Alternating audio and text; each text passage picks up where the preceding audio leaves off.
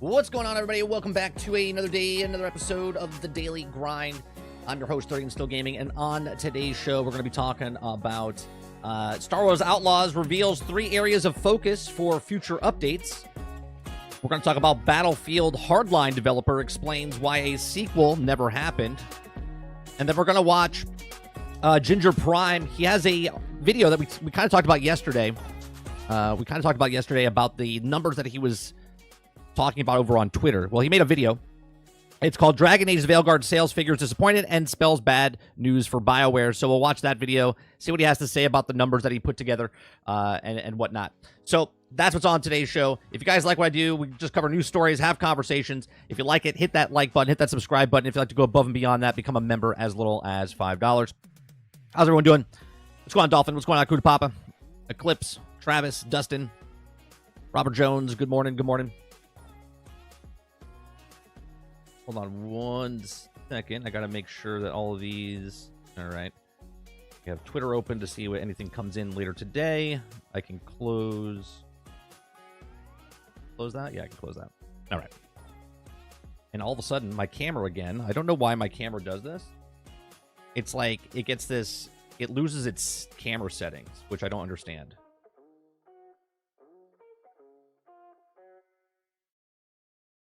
It's like fine, and then I hit live, and then it messes up. What's going on, Mo?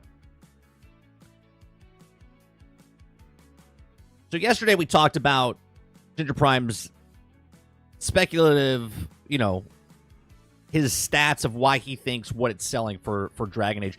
Yesterday I also posted, after the morning show, before the evening show, there's a game called Kingdom Come Deliverance. And they posted on Twitter yesterday that it had 8 million sales. And when I dove deeper into it, it sold 6 million up until February of this year. And then it sold another 2 million from February to now. So obviously sales and whatnot, it's like super cheap right now. Morning, Warwick. Morning, Papa. And so I was looking at that number, and it was like 96,000 people concurrent when that game came out 7 years ago. And they said they sold... in the first 2 days, they sold 300,000 units, okay? And then in the first year, it sold 2 million copies, okay? And that same number, I was like, well, if it's comparable, now obviously it's not going to be the one-to-one scale, but I was just using it as a comparable number because they said that 300,000 people bought it on Steam, 500,000 people total bought it in the first 2 days, right? So showing that 200,000 people bought it on console, 300,000 people bought it on Steam, 2 million people bought it in the first year, and the concurrent player base for the 300,000 that was on Steam, only 96,000 was the concurrent peak, right? So if we compare that to the 86,000 of Dragon Age Veilguard on Steam, we don't know the console numbers. That is comparable to the 96,000 to Kingdom Come Deliverance. Both single-player games. One's open world, one's an action RPG, but that number would show that the percentage of people, if 96,000 played Kingdom Come Deliverance and 300,000 people bought it in the first 2 days, and it hit that mark, and then Veilguard had 86 or 89,000, then it would be comparable that they had about 300,000 people, 250,000, 200,000 people purchased it on PC, right? Again, we don't know what they purchased over the thing, just taking the data point of Steam, right? Travis says, in fairness, I know people who are like, I'm not getting Veilguard because it's BioWare. It's like they lost credibility as a company. Sure, between Anthem and Mass Effect Andromeda, right? Both those games came out broke, buggy, unfinished. They had problems. Hell, they still haven't even fixed Anthem in certain parts, okay? And Andromeda was just a lackluster game overall, comparing to the other Mass Effect games. So that's like strike 1, and then strike 2, and then this might be strike 3 for someone. Some people already lost it.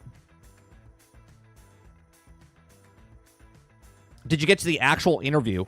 For which one, Jones? The actual interview. For which, what video are you talking about? The one that you posted yesterday? Oh, the Battlefield. No, we haven't, I just got the video up. Or the article. I didn't see a video. Yeah, if you want to put the time link, that'd be cool. We can watch that. We'll read the article and then we'll watch the video. Eclipse says, are you getting Planet Coaster 2 and playing it?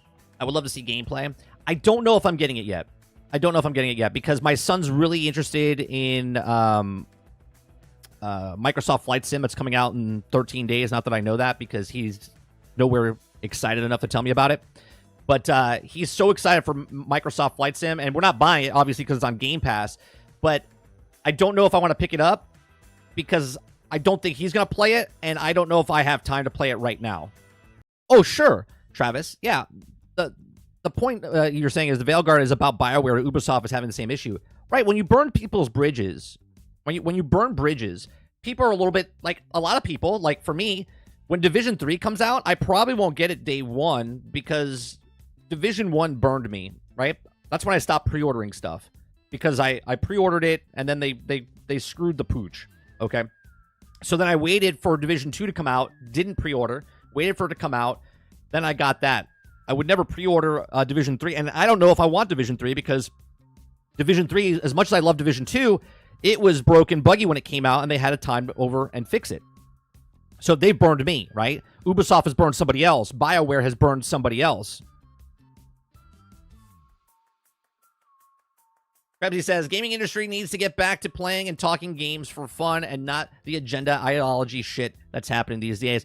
I try, Krebsy, but obviously people love bringing that shit back in. Like, if I talk about something, they're like, well, it's because of this. I'm like, well, no, it's because of this. That's part of it, but that's not the reason. Morning, Red Rose.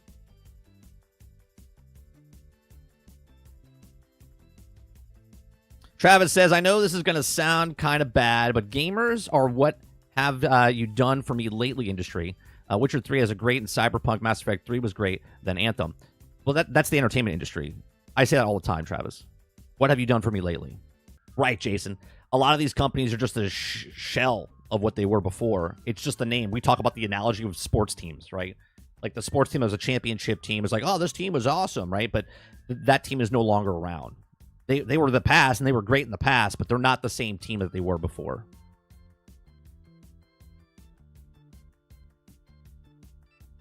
Dropping some stories? All right, thank you.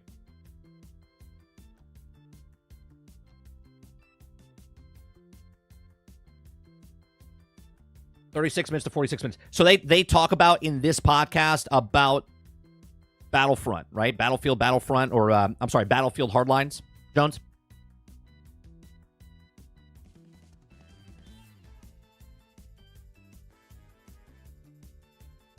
Oh, it's an audio podcast. Okay.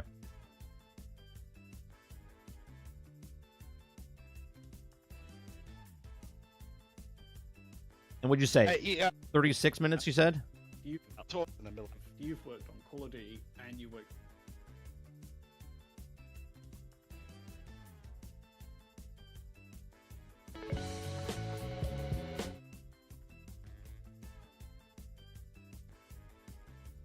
Why can't I? Okay.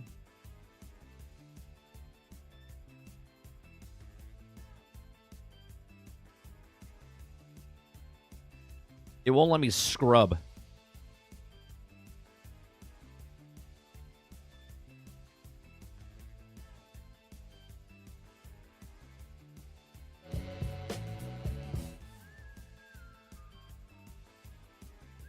$36 to 46. All right.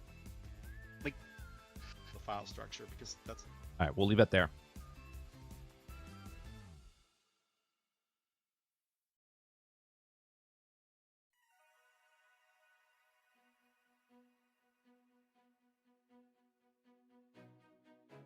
All right, let's start off with Star Wars Outlaws.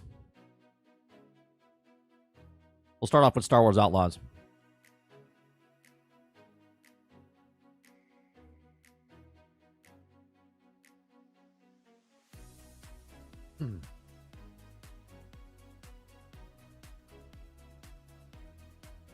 All right, so Star Wars Outlaws reveals 3 areas of focus for future updates. Okay. Now, remember, this wasn't supposed to be a live service game. This was just a single-player game that had DLC that was coming out down the road, right? Remember that this game was perfect in every single shape, way, and form. There was no critiques about this game in any way, shape, or form, okay? I had no critiques about this. It was perfect. Perfect. It was perfect. Okay. Developers behind Star Wars Outlaws. Oh, actually, before I do that, Star Wars Outlaws reveals 3 areas of focus of future updates. If you like what I do here, hit that like button, hit that subscribe button. If you'd like to go above and beyond that, become a member as little as $5. Okay. Developers behind Star Wars Outlaws have just shared the areas of focus of improving the game in the future updates. Ubisoft and Massive Entertainment released the first truly open-world Star Wars game back in August, putting players in the role of spying scoundrel of Kay Vess. Can I just say it's not the first open-world game? Star Wars Galaxies does exist. But anyway, I digress. Star Wars Outlaws was met with mainly positive reviews, but ultimately fell short of Ubisoft's sales expectations. Okay. This hasn't stopped Massive Entertainment from refining and improving Star Wars Outlaws, though update patches in this months since the initial launch after day one patch that improved the game's stability on PC. Star Wars Outlaws was also updated to tweak the controversial stealth mechanics that were perfect, by the way. Remember, I said that the stealth was bad, and everyone's like, no, 30, I'm having fun with it. There's nothing wrong with it, yet the company fixes the stealth mechanic.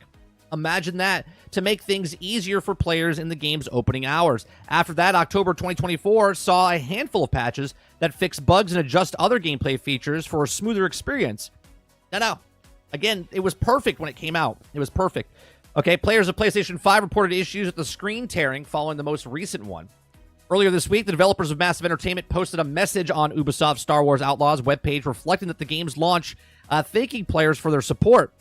And revealing what will also be focusing on future Star Wars Outlaws updates. Now, the recently appointed creative director, Drew, I'm going to butcher this name, Reckner? I think it's Reckner.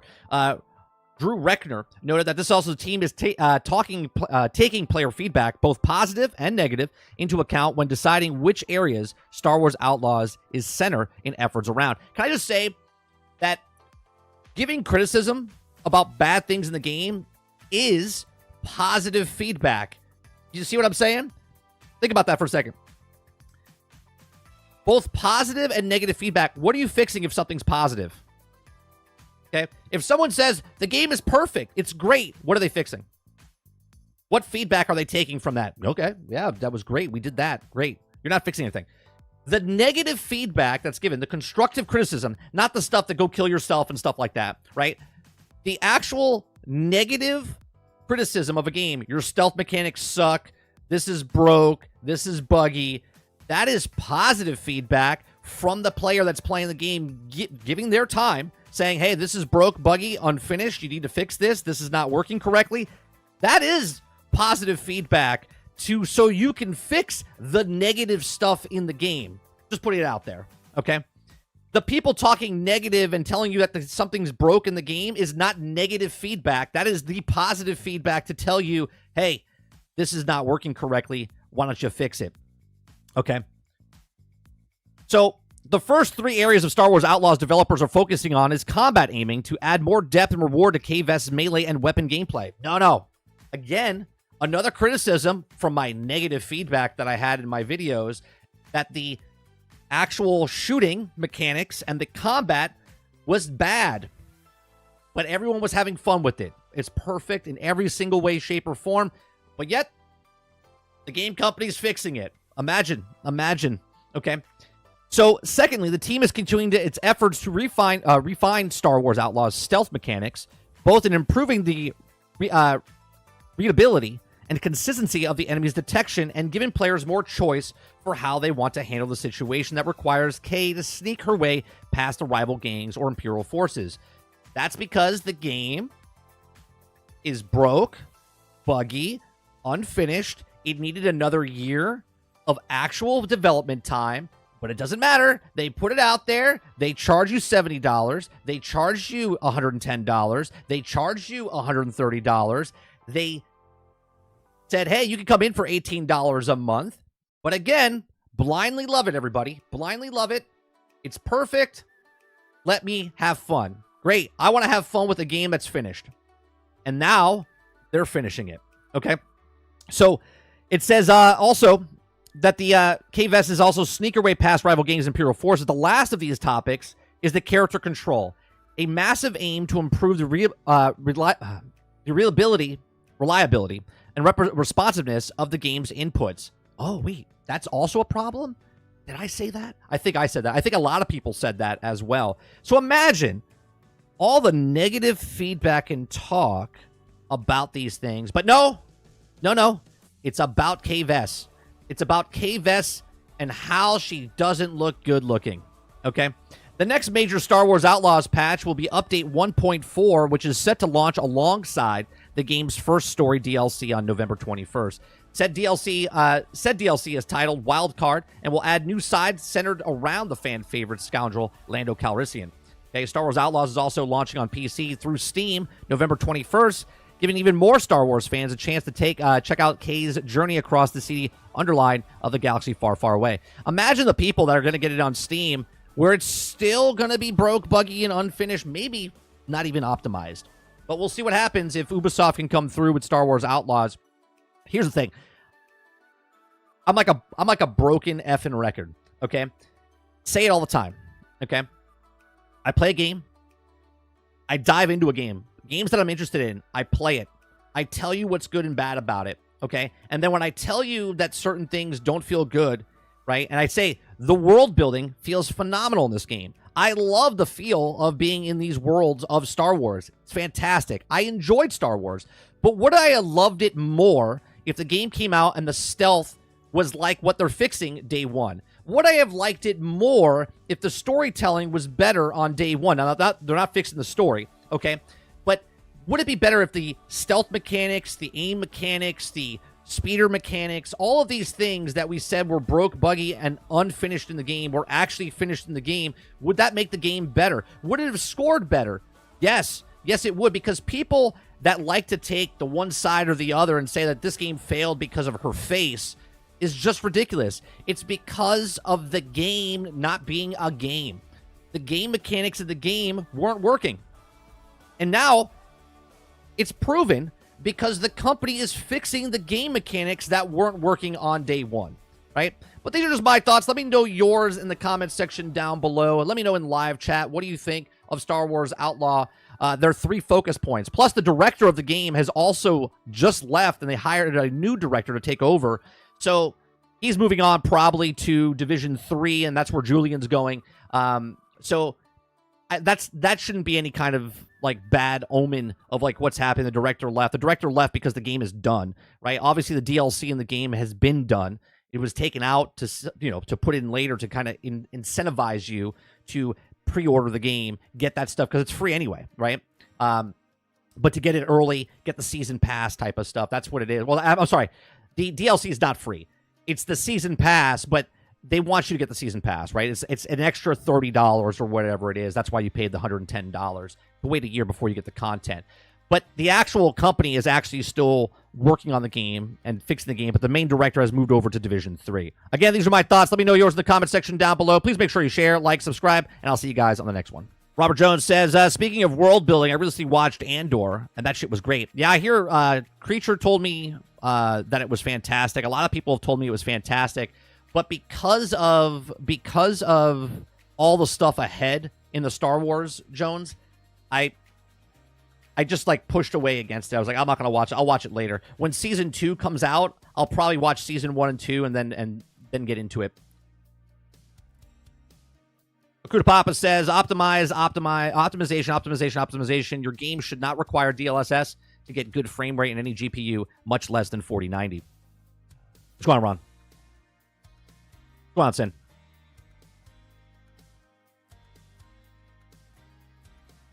Good thing I only played a few hours.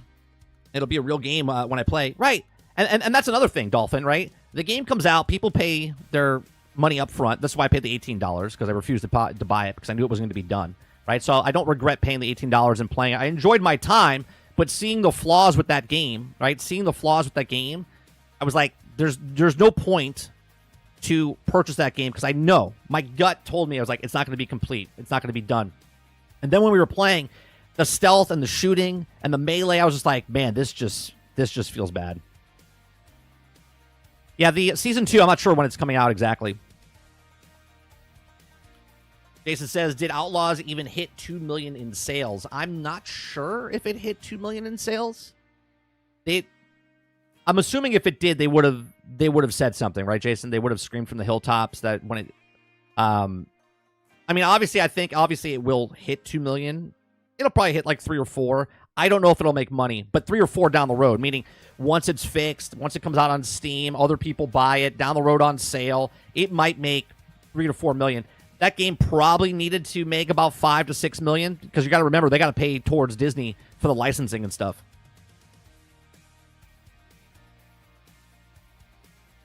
Is it late 2025? I thought they were done filming. Hold on. I think they already finished it.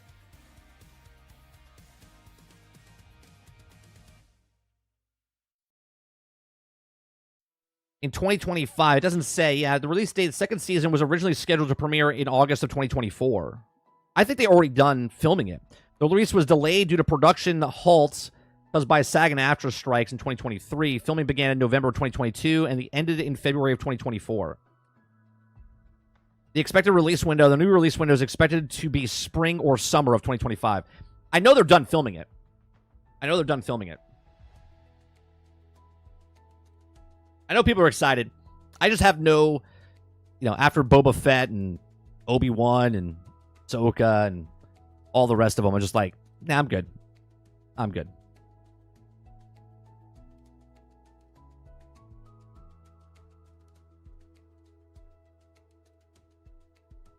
Yeah, they're done filming. It's got pushed back maybe to spring. Gotcha. What's going on, Argus? Come on, Vandal. Come on, Water. Good morning. Yeah, so I just think it's funny that when you look at the game and people talk about how the game was not working correctly, right? That's not the reason the game is not selling well. Oh, you mean the stealth mechanic that's 90% of the game? You mean the gun mechanic that's 90% of the game? You mean all that stuff that's in Star Wars Outlaws, right? Again, you can watch my whole playthrough. I said it hundreds of times. I was like, yeah, the world building's fantastic, right? The world building's fantastic. Does her face look ugly? Yeah, it sure does. And they actually said why it was like that. They actually went back in a patch and actually fixed it. They actually fixed the in-game cutscenes and the rendering cutscenes to make it more in line because her face was like morphing, right? They actually said that. So now they're fixing the gunplay, the stealth gameplay, just the mechanics of the whole thing. And people still sit here and go, oh, yeah, no, it's perfect. It was a perfect game in every way, shape, or form. And what people don't understand is the people that give criticism, at least like myself, right? I'm not shitting on the game to shit on the game. I'm telling you and giving them feedback, okay? And telling them, hey, your game is not working correctly. The stealth mechanic in the game is shit. The speeder bike is not working very well. The hit detection is not very good, right? That is not negative criticism. That is positive feedback telling you, hey, these things are broke, not working correctly, and you should fix these because these are game-breaking bugs. These are game-breaking mechanics that would take away from someone's experience playing the game. Super D says the aiming and stealth does suck. Yes, it does, Super Dave. But people don't want to admit that because they go like this and they go, no, you're wrong. The game is perfect in every way, shape, or form. And that's just not it. Right? I want a game. I even said I would probably pick this game up. I would buy it once all the content's out. I would pick it up down the road because I liked it.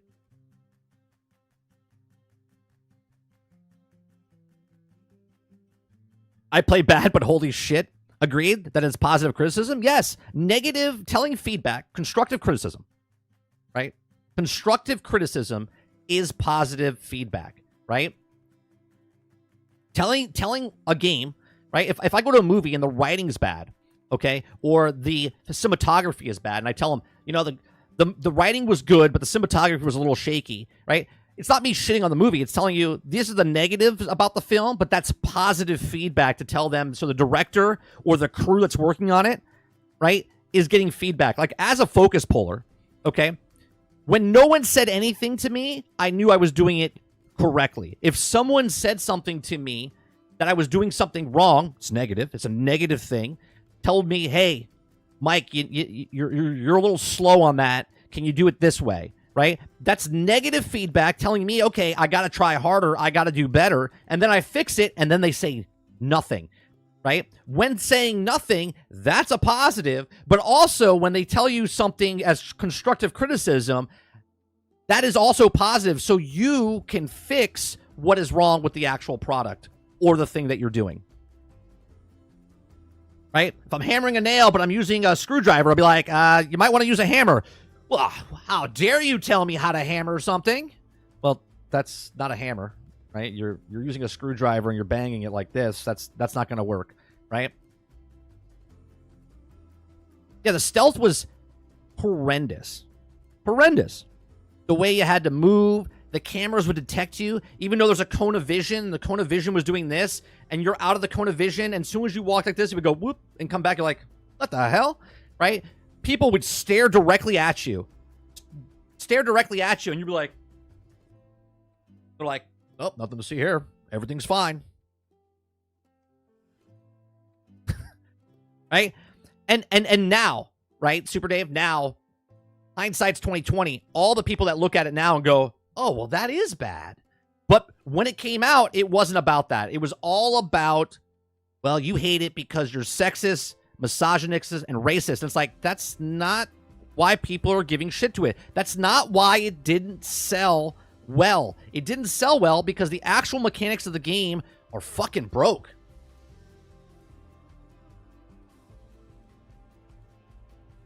Kuda Papa says 30 Outlaws Gold for $34, well worth it. Unfortunately, the patch they put out was causing me texture issues. Yeah, they said that it was doing some tearing and whatnot. It was using the RTX. The textures would also glitch like your GPU was failing.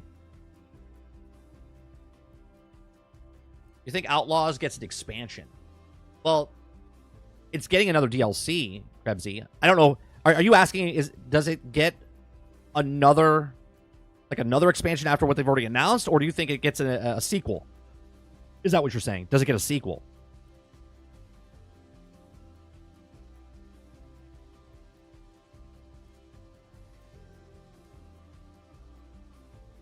I don't know if it gets a sequel. To say if it gets a sequel, if a game fails financially, okay, but let's say it got real close, right? Let's say it needed to sell 4 million copies, but it sold like 3.7 million copies. It's under projection. It's under expectations, but it's real close. Taking what they learned from the feedback and whatnot, they could make a sequel and then also continue, you know what I mean? And make it back from the first one if they do it correctly.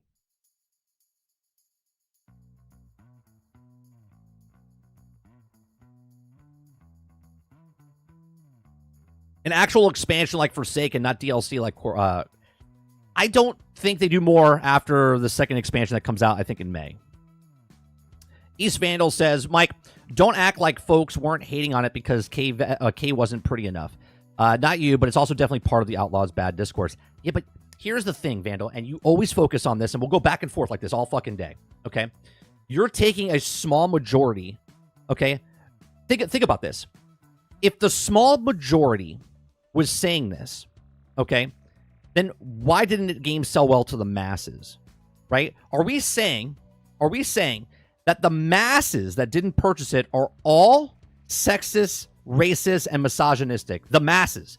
The 6 million other people that didn't purchase the game, that were interested in the game, they didn't buy it because of K-Vest's face. Are you here to say that the majority of planet Earth that was going to buy the game is sexist, racist, and misogynistic? Or was it because the game was broke, buggy, and unfinished, and they proved that by actually acknowledging it and saying that we're fixing it? Which one is it? You like to draw lines. You want to draw lines. Right? I did not say that, well, there's nobody talking about it. Okay? Go back and listen to what I said.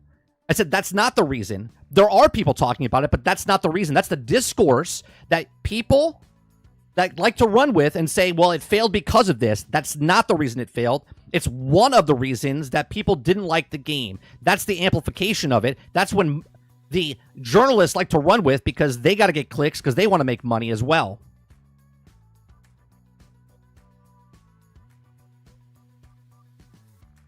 Roadkill says Ubisoft hurt themselves so much because they will never buy another game until the bitch is out released.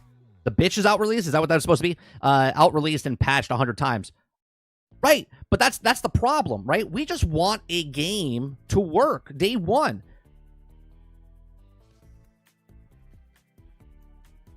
Are there people not playing the game because of her face? Sure. Are there people not playing a game because they're like, oh, I don't want to play that because of pushing something? Sure. But are we saying that the majority of the population, because the majority of the population didn't buy it, it didn't sell well? Why is that? Which one is it? Could it be that most of the people didn't buy it because they offered an $18 version? Could it be that most of the people didn't buy it because the game is broke, buggy, and unfinished? And because it's broke, buggy, and unfinished, and they acknowledge that it's broken, buggy, and unfinished, and they have to fix it? Hence why it didn't sell well? Hence why it didn't come out day and date on Steam as well, but now it's coming out on Steam? Fixed? Imagine. Imagine.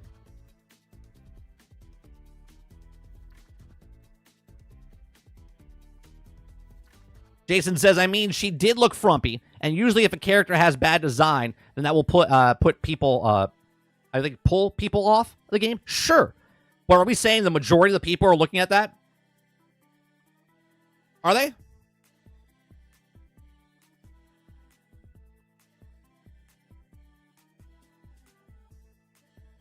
Argus says, the biggest criticism before the launch pricing structure, not the chick's face. Yeah, but you don't want to... Can't say that, Argus, right?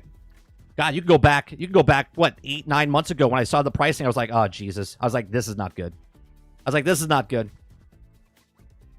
Eclipse says, I saw a meme that I thought was pretty funny. Ubisoft asked, what game do you have pride on 100%, or have pride on 100% complete? And reply was, like, what game have you released that is 100% complete?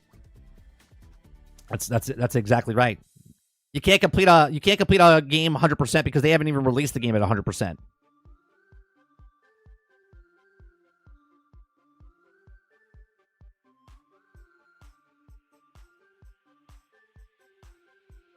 Argus says, but even if it was because of the face, so what? Fuck them. The customer is always right in terms of taste. It's up to them. It's up to us, not them. Right? Just don't vote with your wallet. See what happened? It didn't. If no one complained. If no one complained, it would have went unchecked. But it didn't sell well. Okay? So what did they fix? Did they fix her face? No. They fixed the fucking mechanics of the game.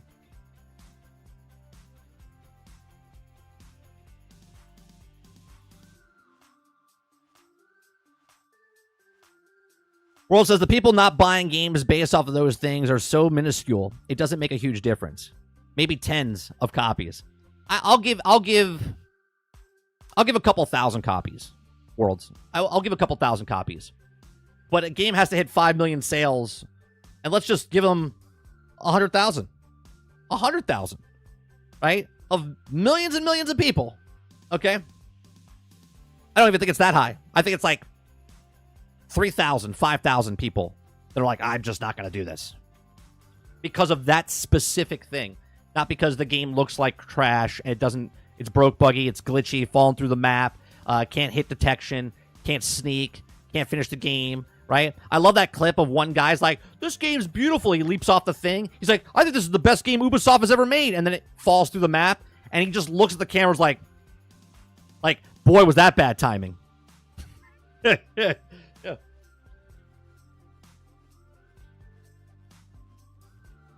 Wasn't one of the updates fixing the face as well? I'm not sure if they were fixing the face as well. No, it was. They're fixing the rendered cutscenes. They were fixing, which I brought up earlier.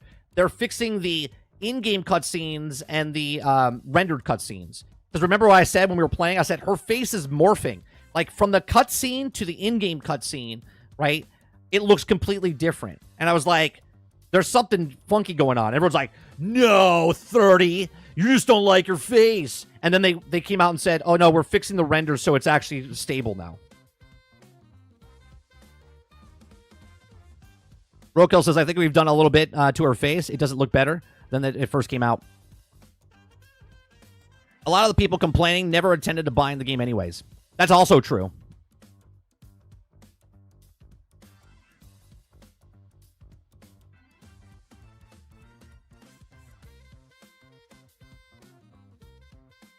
They're fixing the rendering and lighting and the cutscenes. Yeah. It's just funny to me. All the points that I made when I played the game, they're fixing all of those things. It's almost like it was known that these things were the problem.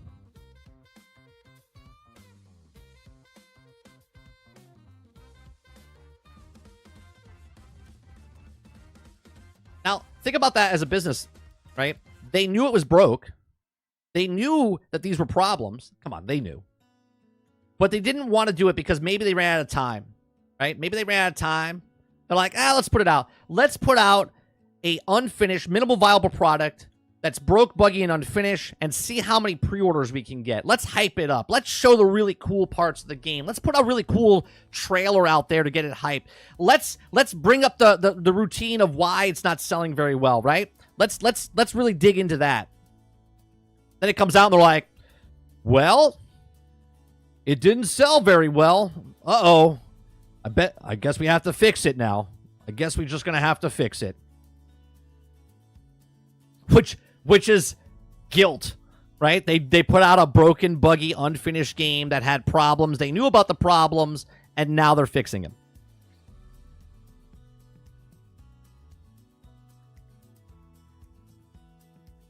Which one, water? Buddha Papa says Outlaws is 2024's version of Watch Dogs. Yeah, especially the last one. Legions was bad.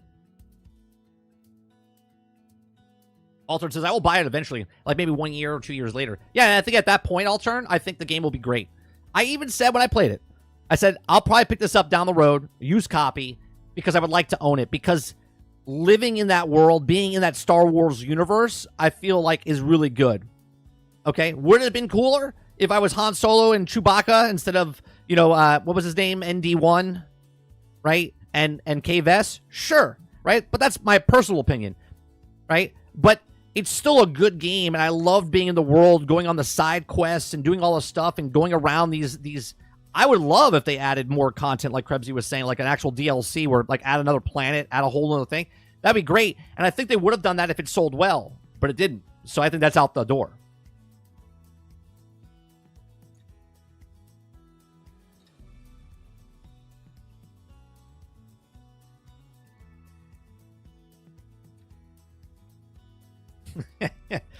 Baba says, nope, it was a perfect piece of shit, right? And then when you look at certain things and people tell you it's like a 9 or a 10, you're like, is it? Like, I know it's not, because it's not perfect in any way, shape, or form. But it's also not a piece of shit, right? It's also, obviously, the talking points, it comes out, it sounds better. It's a piece of shit. I enjoyed the game. I thought it was good. But there was massive problems with the gaming part of the game.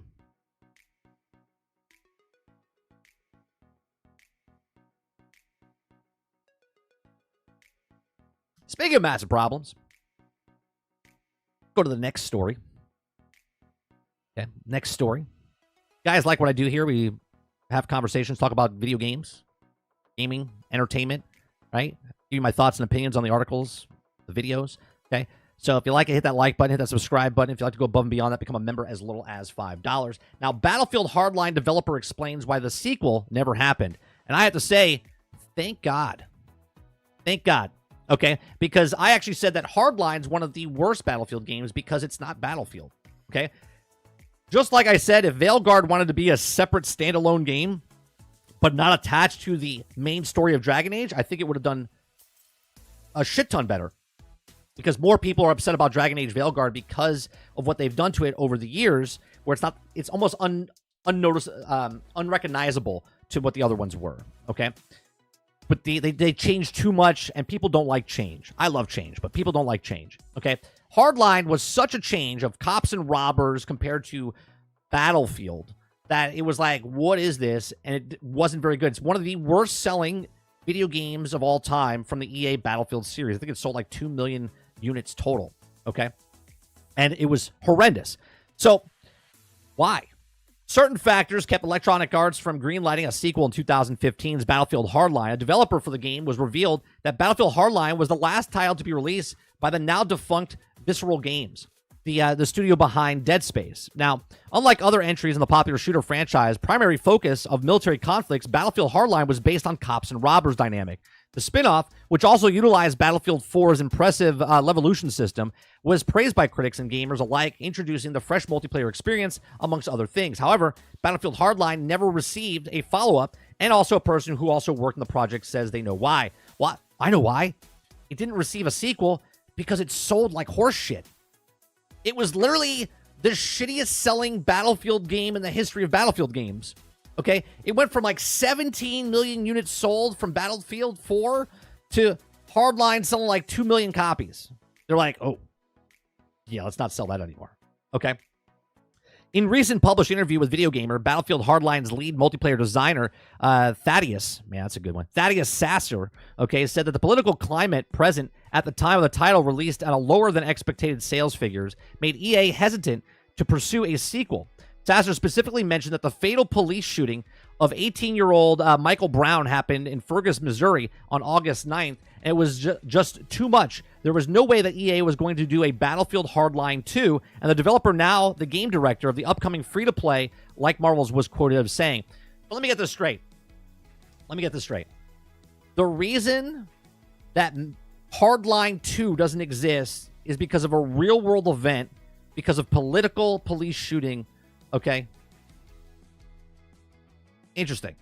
Not because the game sales were, minus 98% from what it was before, because companies work on margins and money. Okay. They okay. Sure. Okay. Developer reveals reasons why Battlefield Hardline 2 was never made. According to Sasser, the Battlefield Hardline developer team was able to come up with a list of new features for sequel, even though the games never materialized, such as a sequel would also benefit from not having a Battlefield name in its title. I've said that. I said if you just took Hardline and broke it free from Battlefield, I think Hardline would be like a separate IP. You just make Hardline because people didn't want Battlefield Hardline because it was too much like Call of Duty, and people didn't play Battlefield to play Call of Duty. They played Battlefield because of Battlefield, okay? So it says, it never materialized. Such as a sequel would benefit from not having the Battlefield name. It's in its title because previous formats seemed unpopular amongst many fans. He added, instead of Sasser suggested for successor, it'd be simply called Hardline 2, which would allow it to retain the core identity of being cops and robbers game that boasts a diverse pool of weapons and gadgets. And I agree with this. I've said this years ago. I said if they just took the Battlefield out of Hardline, then it would have been problem solved. But what they tried to do, okay, and I don't take that statement up above why they're not making a Hardline 2 is because of real reasons in the real world. No, the reason they didn't make it is because it's attached to Battlefield. It absolutely bombed. Didn't make enough money. Didn't even make its money back. It literally bombed.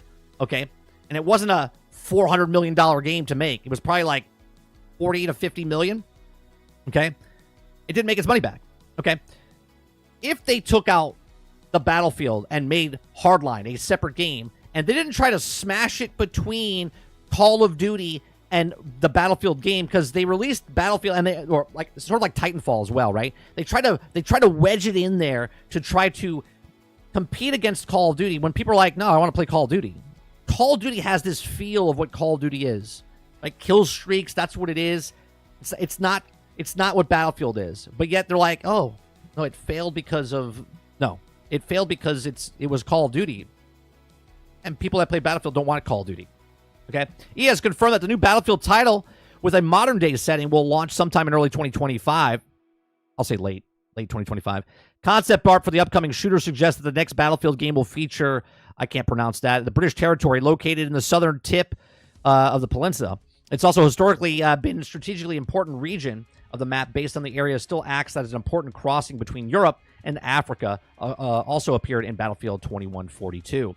Now, the multiplayer, if they go into this, if they're going, and I know they said it's going into the future, but if they go, Battlefield 2142 also didn't sell very well because there was no there was no anchor in the real world, right? People like going back to those old wars. They like the modern war. They like the Desert Storm. They like the World War II setting. They like the Vietnam setting. They like those settings because it's like historical, and we weren't living in those times, and we like to kind of fantasize, because that's what video games are, that you can go back and play those wars and feel like what it was. That's why people love like the D-Day maps and stuff like that, because they felt like getting off those boats and running up the beach and how that felt. That's pretty cool, okay?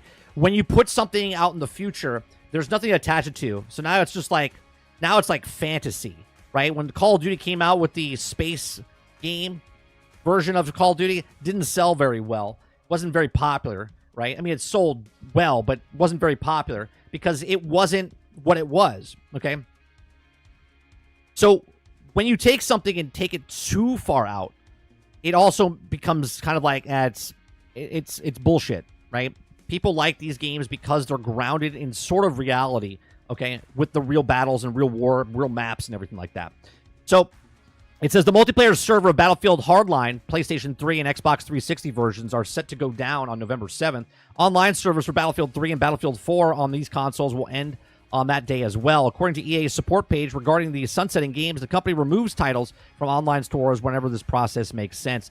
There's more people playing Call of Duty, Battlefield on the old systems than are playing the new game of Battlefield on the new systems. Okay. I just wish they would learn their lesson, right? Again, Hardline would have been a great game if it wasn't set in the Battlefield title, right? Just remove the Battlefield, make a new IP, say Hardline, EA Hardline, okay? It's a cops and robbers game, and I think you could have made Hardline 1, 2, 3, and you could have kept going. But because they linked it to Battlefield, they're like, what the hell is this? This is not Battlefield. Just like other games in the franchise, it's like, this is not that, okay? Well, these are just my thoughts. Let me know yours in the comment section down below. We're going to listen to a video in just or an audio in a second. But if you like it, hit that like button, hit that subscribe button. If you'd like to go above and beyond that, become a member as little as $5. Thanks for watching. I'll see you guys in the next one.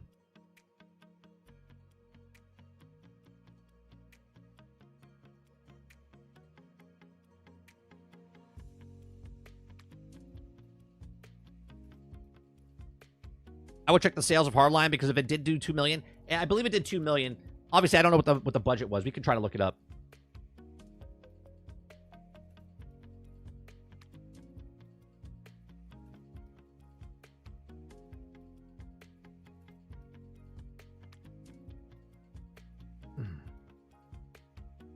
Let me see if they say.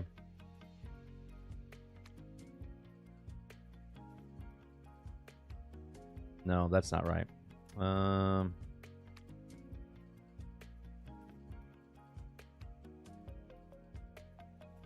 No, there's nothing that says what the budget was.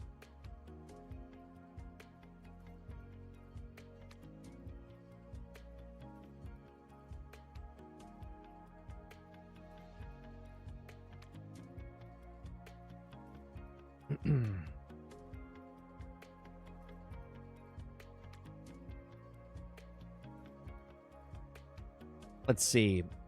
Battlefield Hardline, not releasing during the holiday period. The game had a strong first week and ended up with 1.4 million units worldwide at retail, according to VG charts. Okay, Battlefield 4, by comparison, sold 2.5 million units at launch in October of November 2013. Breaking down the Battlefield Hardline sales by platform, PlayStation 4 version had topped the selling platform sales of 759,000. The Xbox had 473,000.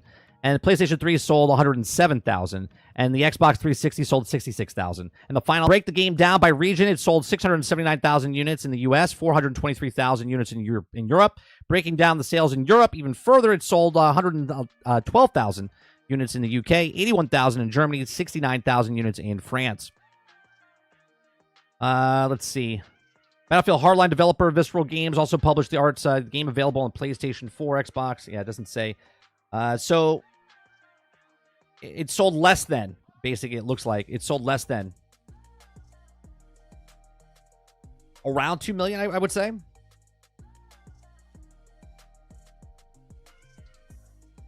Oh, we have a hiccup in YouTube here.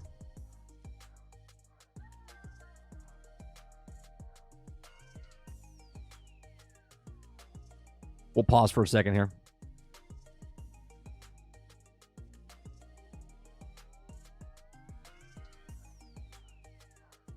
All right, let me know if it's back. Right now, it says that YouTube had a hiccup, and it still says poor quality right now. So we're gonna give it a couple seconds, couple minutes.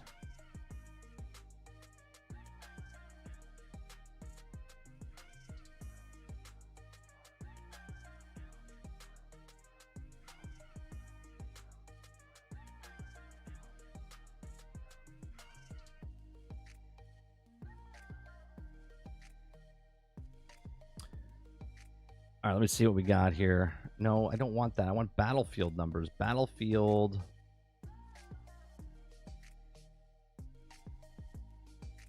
Total sales. Hardline. Hardline sold 4.1, not 2.1. 4.1 total. Obviously, we don't know how far after.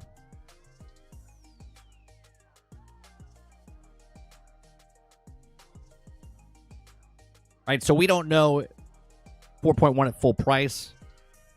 We don't know if it's sold. Good now? All right.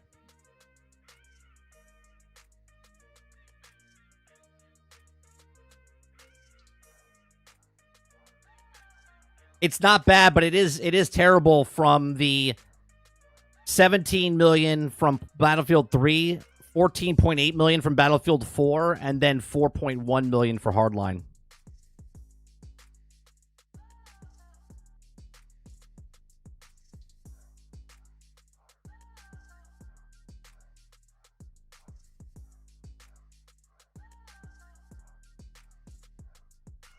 All right, let's listen to this. So, Jones, what do they say in this podcast that you want me to listen to? And we're listening to what, like 10 minutes or so?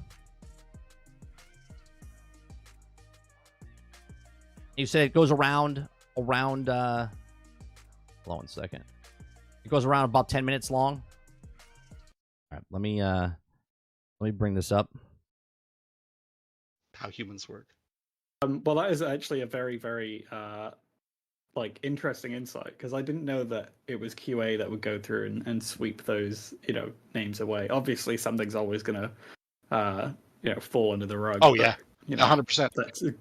Games are they're huge. I think we talked about this before. That you can't hide. I guess what I'll do is I'll put this up on screen so you know people who are specifically breaking your game open to find out what's coming next. They're there with an eyeglass. Exactly. You kind of need some people on your team doing the same thing first. That's right. So another thing I wanted to talk about, which we talked about last time, is you've worked on Call of Duty, and you've worked on Battlefield, and you've worked on Medal of Honor. And we talked about how there is a different time to kill. There's a different MO for the game, essentially, of what experience that they want to fulfill. And I think we talked about how we made 5 pillars of what a good multiplayer game is, and we found out that essentially it's for you it's Battlefield. Yes, for me, I think I described Battlefield with the 5 pillars we talked about. All right, we'll listen to it.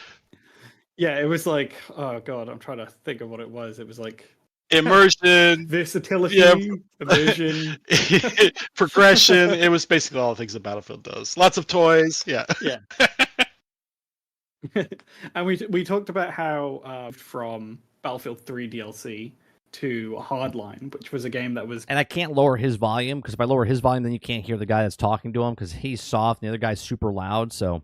Quite maligned on launch, but has since become, I think, one of the most beloved multiplayer games of the last generation. Well, that'd be nice to think so. I think it's more polarizing is what I'd call it. I think some people really love it, and some people don't think it fits in a military-styled franchise, which I understand. Well, obviously, yeah, people liked it, but 10 million people liked it less. You see what I'm saying? They're like, oh yeah, it's polarizing. No, just 4 million people liked it. 10 million people that bought the last Battlefield game didn't like this game. That's more than polarizing. That they didn't like it. It's like you're trying to push something that wasn't Battlefield. But I had the best time working on that game. We had an incredible team, and we just had so much fun making that. I think it comes through in the product.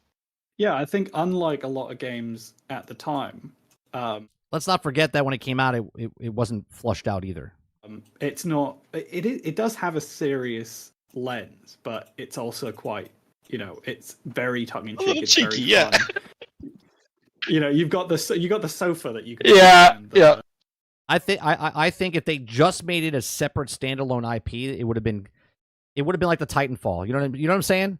Like Titanfall is a separate IP, and obviously it's not in the Battlefield realm, but you know what I'm saying? Like if they just left it separate from Battlefield and just made it a separate IP, I think it would have been fine. You could explode It would have been another shooter in that genre. on the toilets and unlock something. Yeah, there's all kinds of silly things in there. But, and we had fun with the reload animations and a bunch of stuff like that. And that's one of the things I think that the Battlefield license has always been good about is providing that or the franchises is providing that serious aspect and that respect for war, but also allowing you to have fun with it at the same time. You can think of some of the other silly Easter eggs throughout the years, and we just felt like that was a core part of the Battlefield tradition. And there's such I think obviously, I brought it up last time, and I bring it up every episode. Otherwise, you don't hear him. But Halo is my multiplayer game Yes. of choice, and that and Battlefield have a very they have a really good link in the fact that they are sandbox environments, and their weapons. That it's not quite rock paper scissors in how they interact, but they're like weapons and vehicles. They interact with each other in very unique ways, and kind of balancing that sandbox and making that sandbox feel varied from match. Yeah, I think Titan, they kind of they tried to be greedy, you know what I'm saying? They saw the way that COD was making money back then, right? And in those years, Battlefield 3, Battlefield 4, even though I think Battlefield Bad Company 2 is like the pinnacle, and then it kind of fell off. I like Battlefield 3, massive problems when it came out. Battlefield 4, massive problems when it came out. It took them 18 months to fix those games independently when they came out, okay? Hardline came out, was also not good when it came out, okay? But they saw the hype. They saw that they were selling 17 million, then they sold 14 million, and they wanted to keep that level. And they're like, well, what can we do like them? And they saw that, well, why don't we make Cops and Robbers? Why don't we make it where the TTK and stuff feels more like Call of Duty instead of Battlefield? And they, by all means, they dove in, and it miserably failed for them. But that's exactly what it felt like. They were trying to keep up with that 17, 14. And obviously businesses, they have to do this. They're trying to do that. But then it failed miserably, right? Failed miserably. Match is an incredibly difficult thing to do.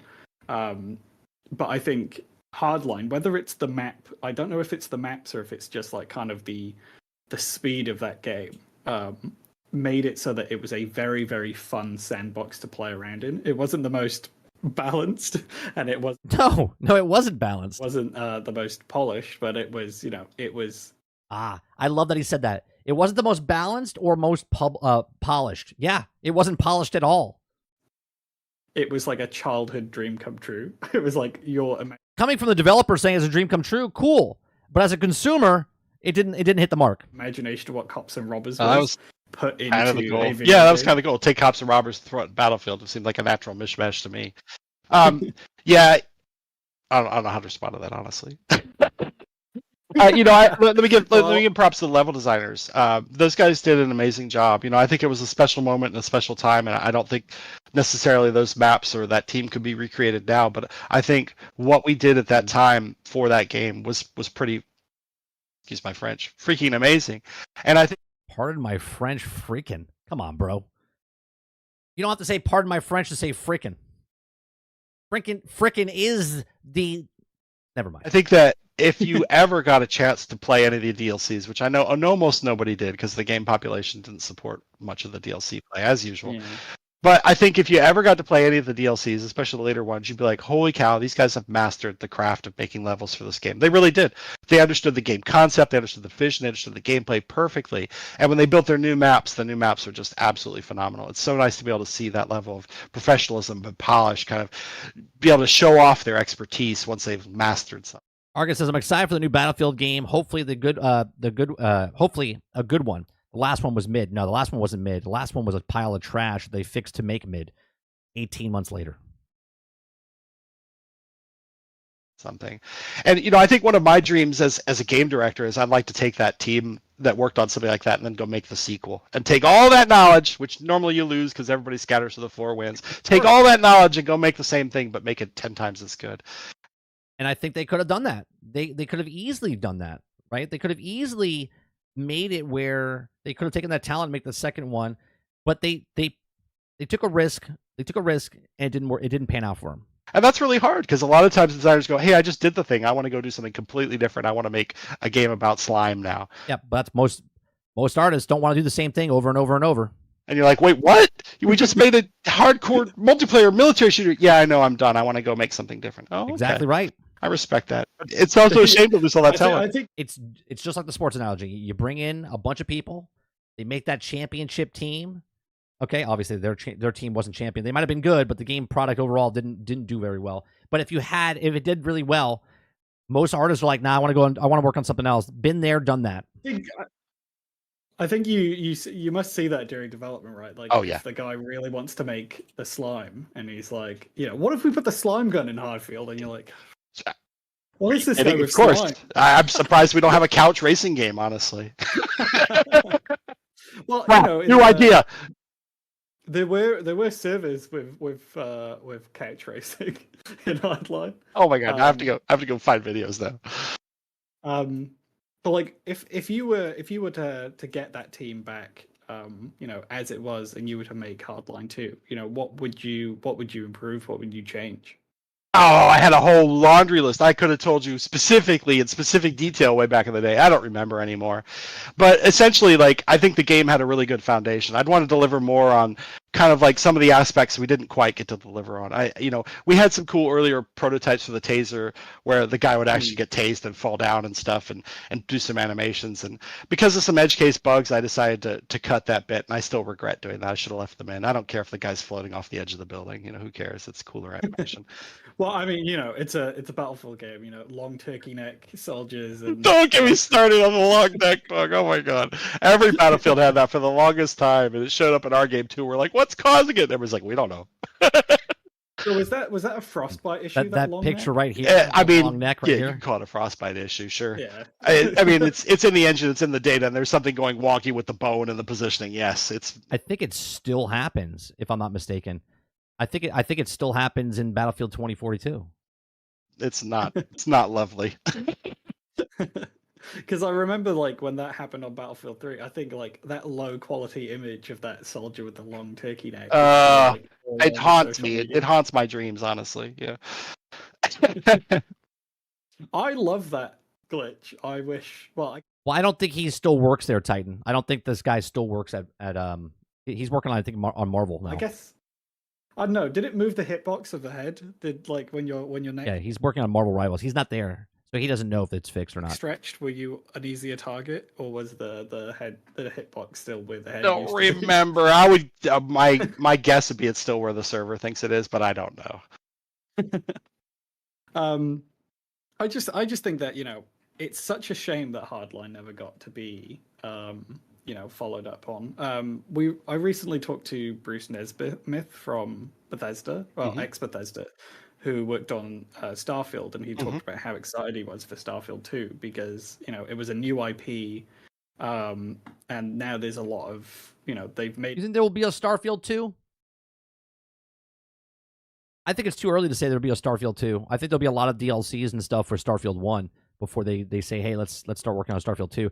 Starfield 2 won't be around till like 3035, 3038. You know what I mean? Made a lot of mistakes that they can remedy for the sequel, and yes. He likened it to things like Mass Effect and Assassin's Creed, and how if they never got sequels, we wouldn't have got some of the best games of all time. And I think while Hardline technically is a continuation of Battlefield, it uses a lot of those bones.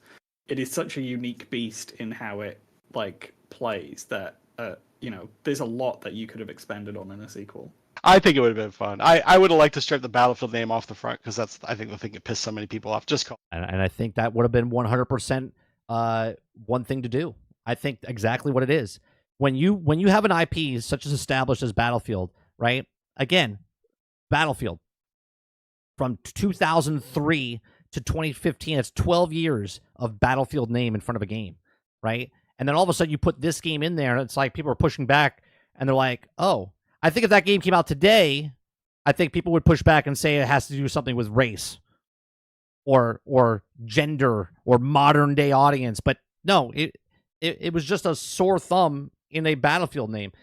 Just like I said, Veilguard should be if it was a standalone IP, I don't think it would have been hated on in any way, shape, or form as much as it's getting today because of Dragon Age in front of it. They waited 10 years for Dragon Age, the 4th edition, and a lot of people are pushing back going, that's not what I wanted. And then Battlefield, 12 years in the lineup, and then all of a sudden you put Battlefield Hardline, and if you just remove that Battlefield and made EA Hardline, I think it would have been completely different. Hardline too. And now you've kind of got your core identity. Hey, it is a cops and robbers game. Hey, you don't have tanks, but you do have all these guns and all these kinds of gadgets and so on. And I think, maybe there is a world where that game could exist. But at the time, the political climate, if you remember, there's Ferguson and all that other bad stuff going on. It was just, it was too much. There was no way EA was going to do that. And I think you talked last time about how, when you were working on it, like nobody expected that it to launch in the climate that it launched in, and it did quite a lot of harm to the game. Oh, that was some rough press tours, let me tell you. I got ambushed a couple times on the press tour by people like, so the game's about killing cops, right? And I was like, no, that's not the point. You always have them. See, even back then, you always have people. Oh, so this is a cop killing game, huh? It's like, bro, just a Battlefield game. It's a video game. Cops and robbers. Like, there's literally kids playing it around the world in their house. I'll be cops, you be robbers. We're trying to make here. So, it was a really, really fascinating learning experience, and it went on to sell over 10 million, so it did all right.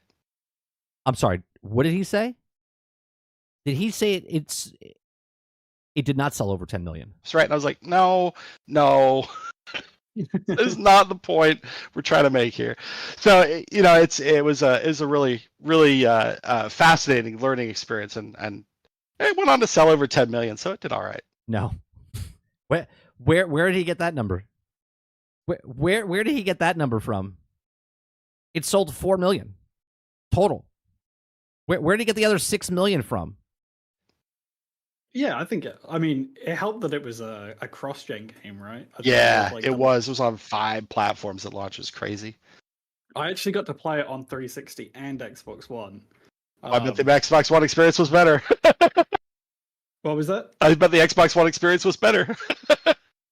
Well, I think it was definitely smoother. Yeah. I think one of the things that aliasing really annoys me. And Battlefield Hardline had a lot of aliasing around like the power lines on some of those maps. Wiring. And I just remember thinking, it's next gen. Why are these power lines not power lines? Why are they so cheap? Does he really think it sold 10 million units? Like, there is no not one piece of evidence that it sold that many. So disconnected from each other. But that was the difference between resolution on PS4 and Xbox One was such a big story during 2015. Like, every game that came out, you'd be like, oh, it's 720p on Xbox, and then people would be like, developer, why is your game not running this on 900p like the PS4 version is? Like, well, I could tell you, but it involved a lot of charts and graphs. Well, you could tell them, but if they're the Xbox fanboy, they just say, make it work, high resolution. Just add more pixels. I was arguing with someone on Reddit about Elder Scrolls 6, which isn't out yet, but they were like, they're going to be so crippled by 8 gigabytes of RAM of usable RAM on the Series S, and I was like, look what they did with 512 megabytes of RAM on the 360. Why do you think 8 gigs of RAM is gonna make the Elder Scrolls 6 suck? You've worked on games on, you worked on Call of Duty 2 on the GameCube, and that had a disc size 1/7. Is that it, Jones? Like, past this point? Like, you've worked on games that have had huge technical boundaries across platforms, and it always adds time and cost to the project, right? And it's not always your same team that's. There was no subscriptions back then, Titan. There was no subscriptions. Now maybe the 10 million comes from the 4 million people buying like the DLCs or something. I mean, I have no idea.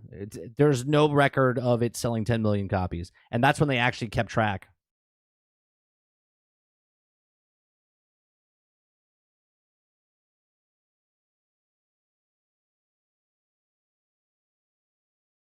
Yeah. No, it's interesting hearing him say that. The 10 million though, I was like, what you talking about, Willis? Like, what? There is nowhere in the world that it says that. I think what he meant to say was it sold 10 million less than Battlefield 4. I think that's what he meant to say. Yeah, it sold 10 million less than Battlefield 4. I think that's what he meant to say. It's like, what? No. Right, Sarge, if it sold 10 million, we would have a sequel. 1,000% would have a sequel. I mean, but hey, you do you. You say what you want to say. That's crazy.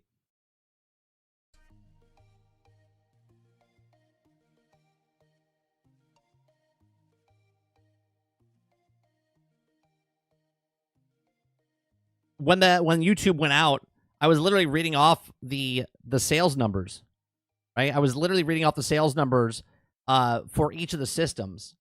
Okay, and it sold, I think it was like 1.4 million units in the first couple weeks, and then we looked up what the total sales were afterwards. It was 4.1 million.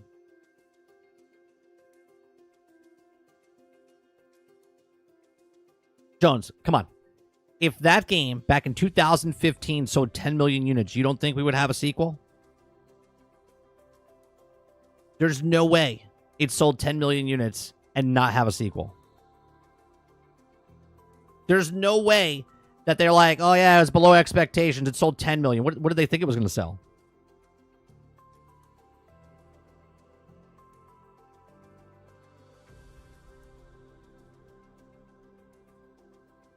There's no way. There's no way it sold 10 million and we didn't get a sequel. Oh, I know you didn't say it. What I'm saying, there's no way that thing sold 10 million units, because if it did, we would have a sequel by now. What about if the next Battlefield? What about if the next Battlefield game is Hardline? Could you imagine? Could you imagine if the next Battlefield game is called Battlefield Hardline? Maybe not 2, but they're like Battlefield Hardline, insert name here. Oh my god.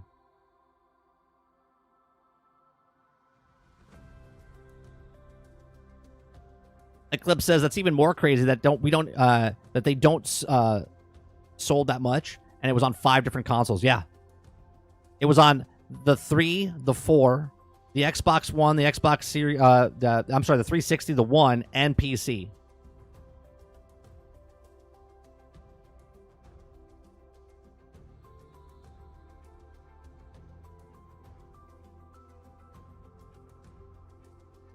Back in 2015, though, Dolphin, they didn't hate police. I mean, there was something that went on with the police, but come on, it's not the landscape we live in today.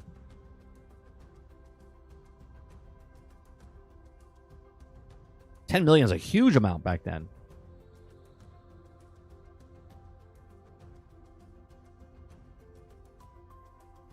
Let's say it sold over expectations and they actually didn't release because of politics. Maybe. I won't say that's not the reason, but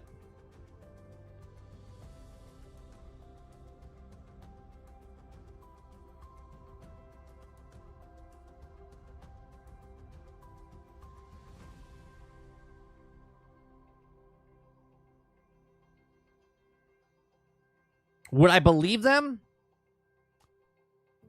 When I read the article, I said I doubt it's that reason, because they've done other things in the past where they put stuff out and it sells millions. You know what I mean? So are we supposed to believe that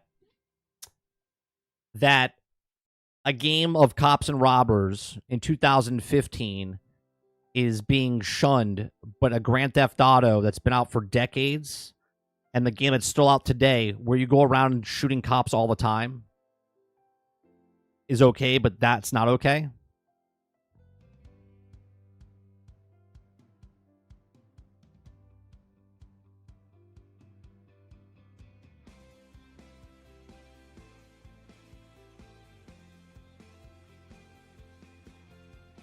Mo says, I beg to differ, Mike. I always hated the cops. It's just in my blood.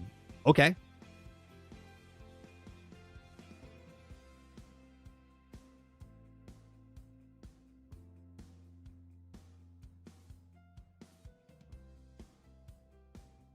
Retro Rampage DX is a GTA clone. What's that on, Dustin? PC? That's exactly right, Jones. That's exactly right. They don't have any morals. They do whatever it means for the profits, 100%. This is what I say all the time. They don't care about you and me. They just care about this. That's it.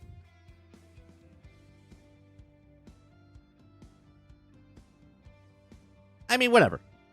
So, it's almost 10 years ago, 9 years ago when the game came out. It didn't sell well. It's one of the least favorite, Battlefield games in recent history. Like 2042 is more beloved than Hardline.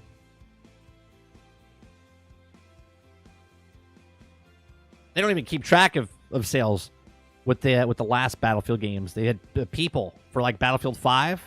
They don't even keep track of it anymore.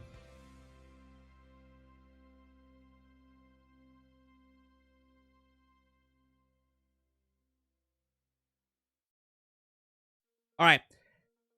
The next video we're going to be watching is Ginger Prime. Ginger Prime, I brought up his tweet yesterday talking about what he thought was the stats or whatnot for what Dragon Age Veilguard is selling, right? Because people are saying that 86,000 or 89,000 is like really good. And he's like, it's not. And here's the reason. So he came out with a video about 17 hours ago talking about, so it's after our morning stream. He came out with a video talking about the breakdown and stuff like that, right? So we're going to watch this and see what he has to say about why he thinks, because numbers don't lie, you know what I mean? So he's going to break it down like he always kind of does, where he breaks down each of the things.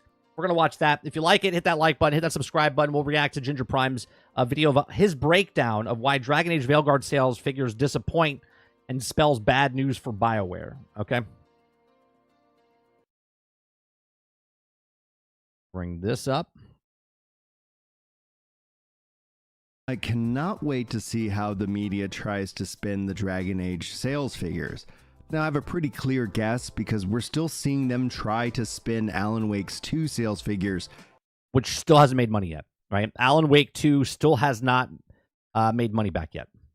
In a positive light, with IGN tweeting, Alan Wake 2 continues to be a success for Remedy, with the company reporting it has recouped most of the game's development and marketing cost. Right. Most, but has not recouped the money yet. As of the end of September. And for me, when I read this and when we do the calculations for this game, I'm telling you hands down, this feels incredibly dishonest. It's not that they're fully lying to us, but it's how they omit the truth and how. Well, that's what most companies do, right? Again, they do this in the movie industry. The number one selling it's the number one movie at the box office, for Memorial Day weekend or the end of October or whatever. They add those key words there to make it sound like it's a bigger deal than it is. They hold us back from the full picture of the truth. We've seen this happen before with them talking about Concord. There are right. There's no spinning how poorly Sony's Concord open beta went on Steam. Over the course of the beta weekend, Concord already shaping up for its heavyweight hero shooter who could easily see competing with the genre. And we saw how that happened, right? Countless examples, and it's not just IGN who's to blame here. When we look at games journalism and the collapse of trust within the industry, I think it's clear when we see articles like this, like with what Kenneth is sharing to me here today. Dragon Age Veilguard becomes EA's best performing single player on Steam. Well, those are dishonest because, sure, it's honest because it is the best one, but they also have never released day and date on Steam with their past games. When other games came out on Steam, they're like years later, and EA, Star Wars came out, the Star Wars Survivor, okay? And that was the first one. So when they say that Veilguard becomes EA's best performing single player, sure, there's been one other one. The astroturfing is just absurd, and the report is that Dragon Age The Veilguard has become EA's best performing single player game on Steam. The truth is yes, for the longest time, they have not launched their games on Steam. Right. So it is very clear that a established IP would have some monicum of success. I've never stated otherwise. What's not true about this is that how it's phrased is it's trying to push a positive narrative when, which is fine because obviously they're in the game, right? The marketing team and the company is in the game of trying to sell you a game. So they're going to tell you, right, that it's the greatest, greatest EA game made from BioWare, which is true, right? From their terms. It's the #1 selling game on Steam, which is true from EA, right? There's enough word salad in there to make it, that's what it is. In reality, had Dragon Age Inquisition or even other Dragon Age games launched day and date on Steam back in the day, like Veilguard did, you would see a vastly different number. And the reporting that has been going on around this game is piss poor, to say the least. Now, am I coping as Kenneth thinks that I am? Not really. Oh, what did he say? I mean, to say the least. Now, am I coping? It's a single-player game. My God, you're coping. I mean, we talked to Ginger, right? We had Ginger. Ginger's a pretty level-headed person, right? I mean, obviously he's a YouTuber and whatnot, but he's pretty level-headed when it comes to takes. He's not saying something just to put it out there to have a crazy take. He's pretty level-headed about it, and he tells you where he's coming from. As Kenneth thinks that I am? Not really. Like, we're going to dive into the industry standard calculations of it. I just think that when it comes to this kind of reporting and these kind of Dragon Age Veilguard launches has already made EA's biggest ever single-player game on Steam, topping the charts and beating out the concurrent 2003 Star Wars Jedi Survivor. Articles being shared, there's a clear agenda, a massive amount of astroturfing to try and juice sales any bit, to try and recoup, which you can't blame them because again they're in the business to try to sell games. Any amount of money that the dev team has lost, and we'll talk about the money that they've lost here in this video. It's not like this is a EA thing. This is a business thing, right? You try to make it seem bigger than it is, right? Even YouTubers do this, right? They try to make them feel like they're bigger than they are. This is why YouTubers, they use bots. Streamers use bots. Because if you can think that they are bigger than they are, then they are, right? If they can show you that I have this many people watching me, well, then obviously that's how many people are watching them, right? But you don't know if they're fake or real or whatnot. You're just like, oh my God, this person has 1 million followers. But when you go look at certain channels and they have 1 million subscribers and you look at their videos and they get like 30,000 views, you're like, well, something doesn't seem to be adding up here. Let's continue on, because to put it into, I think, what would be a better comparison, I've seen people talk about Monster Hunter Wilds, I've seen people talk about Baldur's Gate 3, but I think the reality is that our better comparison is actually from Grand Blue Fantasy Relink. See, I brought up Kingdom Come Deliverance because it's a single-player game, and they literally just came out and said that they sold 8 million units, but 7 years. In 7 years, they sold 8 million units. And their numbers were just 10,000 more than Dragon Age Veilguard. But that's not a AAA game, though, right? This is a AAA game. This is a AAA studio making a game. And Dragon Age Origin could not beat that niche JRPG in terms of its peak concurrent. And concurrent is also something that I see a lot of gamers get confused over. They think of it as total players, and that is furthest from the case. So let's dive into the numbers and break it all down. And listen, if you don't trust the numbers that I share with you here, that's perfectly fine. I mean, I get it, right? But I'm going to walk you through how these calculations are actually made and even talk about the reception on console and what numbers we can actually see over there. This isn't an exact number, only EA will have that. But from right, so this is his guesstimation on what's happening on statistics, right, from the industry. This doesn't say this is what Dragon Age is selling, but this is what it's on pace on based off of these numbers that he's going to share, right? From what I'm seeing, I'm wondering if they decide to share them with us and the public. I don't think they will. With all, the only way a company shares numbers is if the number's higher than what they're happy about it. If they're not happy about it, they will not share numbers. They will use generic terms of fastest selling game in a week, 2 weeks, in a month. It's the most popular EA game in Dragon Age. They'll use things like that, but they won't show you actual numbers. If they were confident, they will show you numbers. All things considered.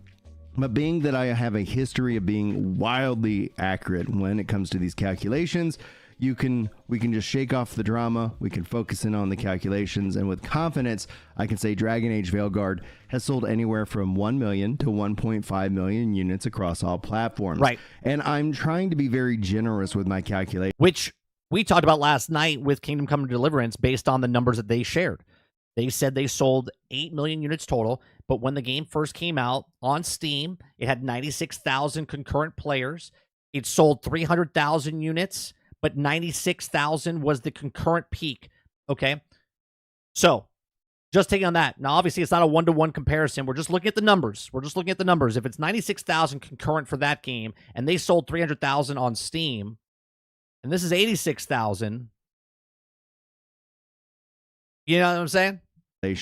Now, for most gamers, this would be a success. Take Metaphor, for example. Let me back up a little bit here. A million units across all platforms. And I'm trying to be very generous with my calculations. Now, for most gamers, this would be a success. Take Metaphor, for example. But success in this video isn't measured by total sales, not only making back the cost of development and marketing. Right. And people think, and again, with movies as well, when I tell you a movie has to make $650 million, everyone's like, wow, that doesn't seem right. Like, yeah, no, there's actual costs. Okay. When you make a budget of a movie and it's $200 million, you're adding an additional 150 to 400 million, right? Or I'm sorry, 150 to 200 million, which is a total of 400 to 450 million dollars for that movie. And then the theaters take a cut and the production takes a cut and everyone takes a cut. So when they make profit, you got to take that away from it first before it needs to get it. So it needs to make 2 times that to make its money back because they're giving percentages away. But also to try and make more money than they would have made had they just invested that money in the marketplace. So now, my fellow math nerds, we're going to get into the weeds and really talk about how these calculations and how they're made. And just note, this is a moving target. We've already seen numbers. Right. Don't take this as official. This is just, he's telling you the thought process of how it's going.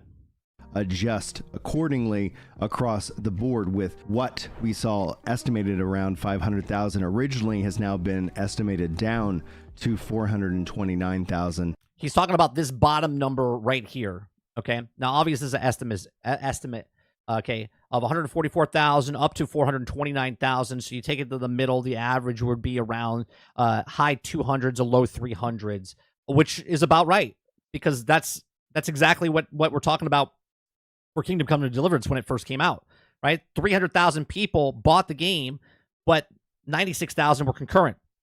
This is 89,000 people are concurrent, and they're saying around 429,000, which I think is less than that, right? From additional sites. I come up with a different number, but it's well within that same range. So here are the ways that I go about calculating the total player base. First, I start with the industry standard range of 7 to 11x multipliers.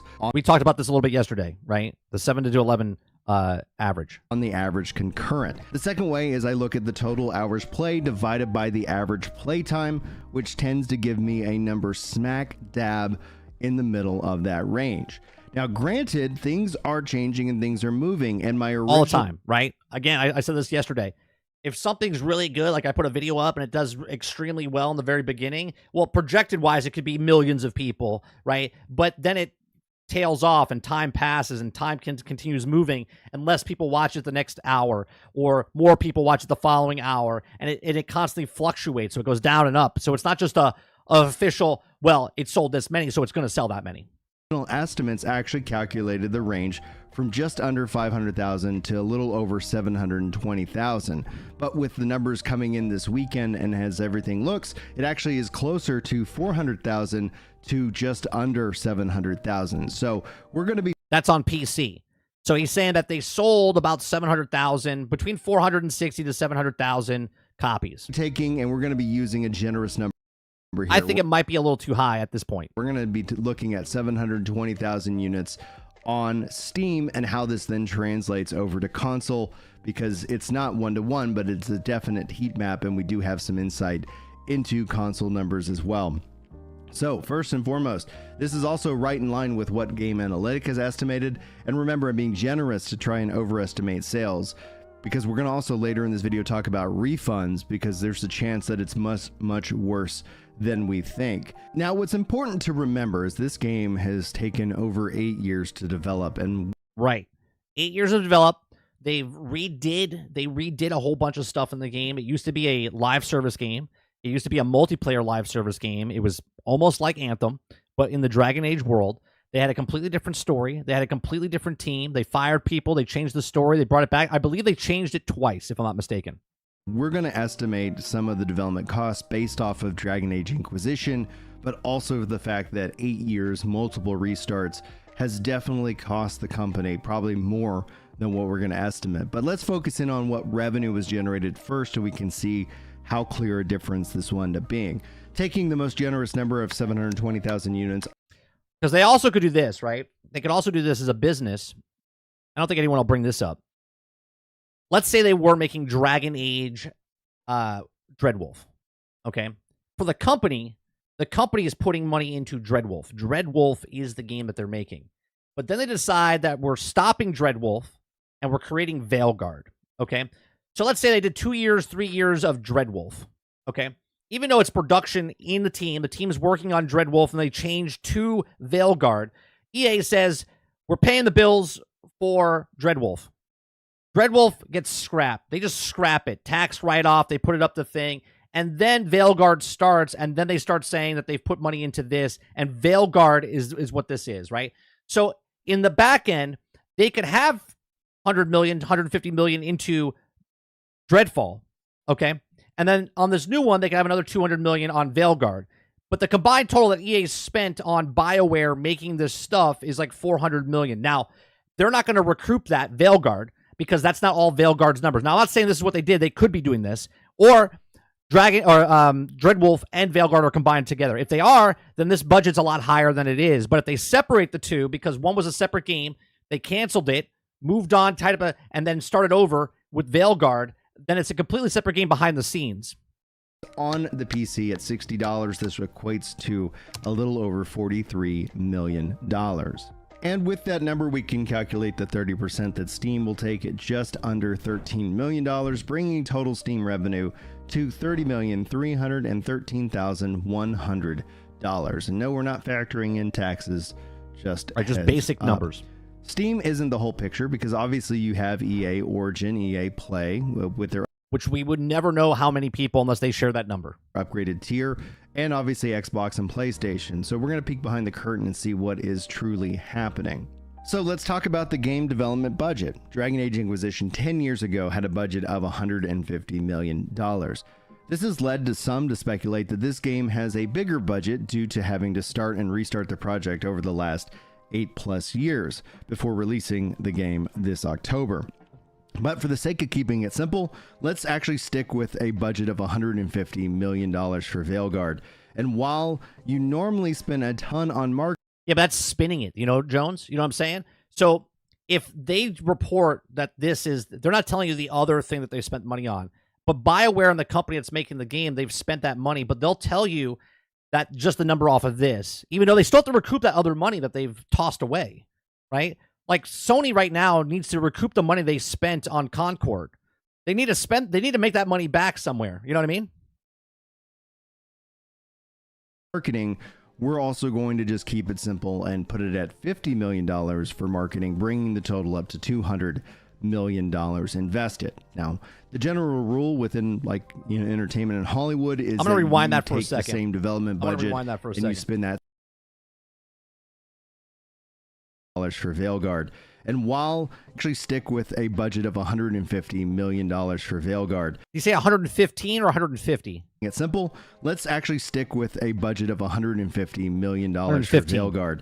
And while you normally spend a ton on marketing, we're also going to just keep it simple and put it at $50 million for marketing, bringing the total up to $200 million invested. Okay, so it was 150 and then 50 million. It was 150. 150 plus 50, so 200 million. Okay. The general rule within entertainment and Hollywood is that you take the same development budget and you spend that same amount of money on marketing. That's correct. So you could see here that this could be an easily overestimated low number, but for the sake of simple math, we are going to keep it at that 200 million. Now, some has speculated that it's over $250 million, but again, ultimately, we don't know. And if it ends up being 250 million for again, we don't know. We're just assuming based on other games of this type, how much they're spending. Development, you can see, and the development time. Here how the amount of units they're going to need to sell has to be increased dramatically, because this isn't a game about selling 1 million or more units. They have to sell an estimated 4 million units, if I'm being hyper. 4 million off of this number that he's coming up with. They might have to spend more. 5 is usually the roundabout number with these prices of games. Again, we don't know the budget. Generous to make back the money, and then some to make back the money that they could have lost doing anything else. That means that over 8 years of development, had they invested $200 million in the market, and the average being around 14%. And no, we're not going to be factoring in compound interest, because that just makes this number even worse, for them. Keeping them as simple as possible, they not only need to make back the $200 million originally invested, but also $28 million a year for over 8 years, bringing the total cost to just around $425 million to tie the market. And the reality is this is going to be much closer to $600 million, but we'll keep it here for now. Now, I was asked, do I think that Star Wars Jedi Survivor slopped? Because when we compare, I think it did, because of the licensing they have to get from Disney and Star Wars. Dragon Age Veilguard to Star Wars, the number. But you got to remember, Star Wars Jedi Survivor was the last game in the contract where they were the only ones to exclusively release a game at that point, right? After that game came out, it was a tail end of their contract with EA and Star Wars. So that contract was way back when, in 2012, 2013, when they signed it, and they made Battlefront 2, Star Wars Jedi Survivors, Jedi Fallen Order, the games that they've created, Squadrons, all of those games were in a licensing deal from 12 years ago. Okay? Numbers from Concurrent did beat out what Jedi Survivor did. However, Jedi Survivor did not sell. According to Game Sensor's forecast, the game managed to amass nearly 40 million in sales, with over 700,000 copies sold across various platforms. And we found out that it sold a little less than 1 million or 1 million. An insane amount, with estimates ranging from 700 to 1.8 million units sold. Oh, no, I'm sorry. I'm thinking of the wrong Star Wars. Star Wars Outlaws just sold less than 1 million. I'm not sure what this one sold. My apologies. My apologies. Of that game. So I wouldn't actually classify Star Wars Jedi Survivor a flop if it made back its money and made enough to cover the spread of the licensing fee that they have to pay to Disney. I think they've already paid the licensing deal. I don't know if it's true or not, but that licensing deal was included in the price when they did it back in 2012. For that, they had an exclusive deal for 10 years or whatever the hell it was, and that's what they did. So one thing or another, if you would think that it flops, this is kind of going right in line with that. If you just take a look at the numbers in the range. But if you think that it was successful, I can see how you can easily draw that conclusion that Veilguard is successful. But the counterpoint would be is that it didn't take Star Wars Jedi Survivor 8 years. Right. It didn't take them 8 years. It took them 3.5, I think.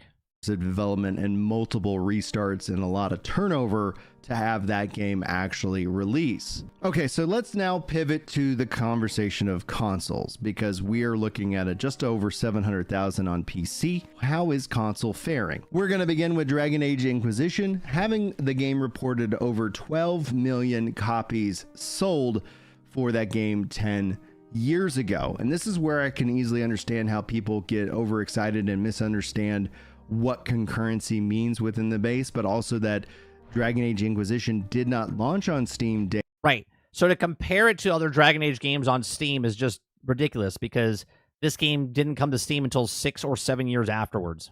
And date, and it just has an all-time peak concurrent of just under 5,000 players. But that is something that we can use to start to see how this story would change. Now, being that we do not have exact numbers on Xbox, we do have some ways to estimate it. And we're going to start again with Dragon Age Inquisition, clearly seeing here over 270,000 players when true achievements is tracked. This does not represent the whole, but this does represent a good a portion of Yeah. the gaming player base. You can see here also within that 270, 255,000 have tracked, and that's a 95% ratio for the first achievement that the game has for its story. Now, where is Veilguard currently? Well, it's sitting at 10,000 tracked achievements. And when we look at how many people have completed the first storied part of the game, you can see here a 99% clear ratio. Why is this important? Well, I would estimate They're this data is all points. They're data points. You can take that data point and say how many people purchased the game. also a multiplier of 10 when it's all said and done. So I could easily say and feel confident that on Xbox, Dragon Age, the Veilguard has moved at least 100,000 units. But how's it faring on PlayStation? PlayStation has the bigger player base. So let's again start with Inquisition from the PS3. You would assume at 3-to-1 ratio, right? Because they have 3-to-1 PlayStations over Xbox. To the PS4, coming in from the tracking of PSN profiles at just under 500,000 units. How is Veilguard failing? Right now, it's just under 3,000 players. Whew, that's not good. That is not good. Again, this is not the 1-to-1 number, but this is a reference percentage-wise like you would do with Steam. Steam has 86,000 or 89,000 people playing. You can say that this percentage of people are bought the game on Steam. Same thing over here. Game owners, 2,619. So you can times that and say, okay, well, it's got this many people that are owning it. Players tracked with a roughly 93% completion rate of the first trophy for that game. Again, when we start to think about how this gets multiplied out, I do not think these numbers are wildly accurate to the total players. Sure. However, they do offer a interesting heat map, and It's a data point, right? will continue to be adjusted. These numbers are going to go up, but I would venture to bet that this is not going to hit anywhere near the highs that we saw with Dragon Age Inquisition based off of its reception. So with 700 plus sales on PC, I think we can really safely estimate that they have another 700,000 units across console, which roughly brings us to my 1.5 million units sold. Now on console, the game costs $70, so that would be $54,538,050. But we then take the platform cut of 16 million, bringing the total to $38,176,635. So bringing in the Steam numbers and pushing that up to just under 70 million. That's $70 million in his estimate. His estimate, based on the numbers that he gave us, based on the stats and the data points that he gave us, roughly estimated after the cut from the people that take their cut, okay, that they have $68 million total, right? So if the game costs, what do you say, 200 million, 250 million? And they have 68 million right now. Now, obviously, in the long period of time, they don't have to make all their money back week one, month one, right? But right now, they're nowhere close to being successful of what they wanted to be if these numbers are in the range of accurate. Dollars. Earlier, we talked about the calculation needing to bring in $425 million to tie the market, assuming you're not bringing Tie the market. Okay. in compound interest and other factors, just trying to keep the math as simple as possible so everybody can follow along at home. Right. That would have the game at its current moment with a total loss of $355,510,265 if I'm being right, left over, right? Taking the number they just made and then subtracting from the total budget after the marketing and after all the other stuff, they need another 300 and what? And its current moment with a total loss of $355 million. Okay. Now, obviously, they can sell more. They can sell down the road at half price, full price, right? The marketing team right now will go into overdrive. They'll spend more money paying for advertisers to say this is the greatest game in October, November. They'll show you charts of where it is. They'll tell you on the Video Game Awards show, they'll put it into the Game Awards where it'll get some awards or nominations for awards to kind of hype it up a little bit. These are all paid. These are all paid things to try to get advertisements of what it is, okay? Because that's what the Video Game Awards show is. It's a marketing tool to tell you what games are good or not good and who pays a little bit more to get into certain categories, okay? And if you don't believe that, I'm sorry to tell you, that's what happens. That's what they do in the movie industry. That's what they do in the music industry. And that's what they do in the video game industry as well. Okay. $510,265 if I'm being generous. Now, obviously, EA and Origin Play, that's just going to be a rounding error at this point. Because the next bit of the conversation, the final piece of this video, is going to focus in on refunds. Now, you can see here multiple sites are reporting the average playtime is just 0.5 hours. Where's that at? 0.5.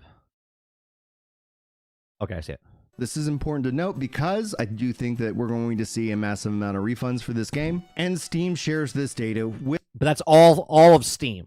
That's all of Steam. That's not just that game for Steam. With us. Now, just note that this is total site-wide, but you can see here on October the 31st and the weekend of November the 1st through the 2nd, there has been a clear spike in the amount of refund requests having been made. This isn't going to be one-to-one to Dragon Age the Veilguard, but it does show that things are happening. And then when you factor back in the overall average playtime being well within the Steam refund policy limit, I think one of two things has happened. Yeah, well, my uncle works at EA, and he said this game is doing amazing, so this is all BS. Okay, send me a direct message what your uncle's name is. Let me fact check that. People are either not really liking the game and deciding to refund and move on, or people already didn't like the game and they wanted to go leave a negative review and then refund their money as well. I think that's going to be something that's going to play out in time, and so over the course of the next several weeks, we'll have a even clearer picture.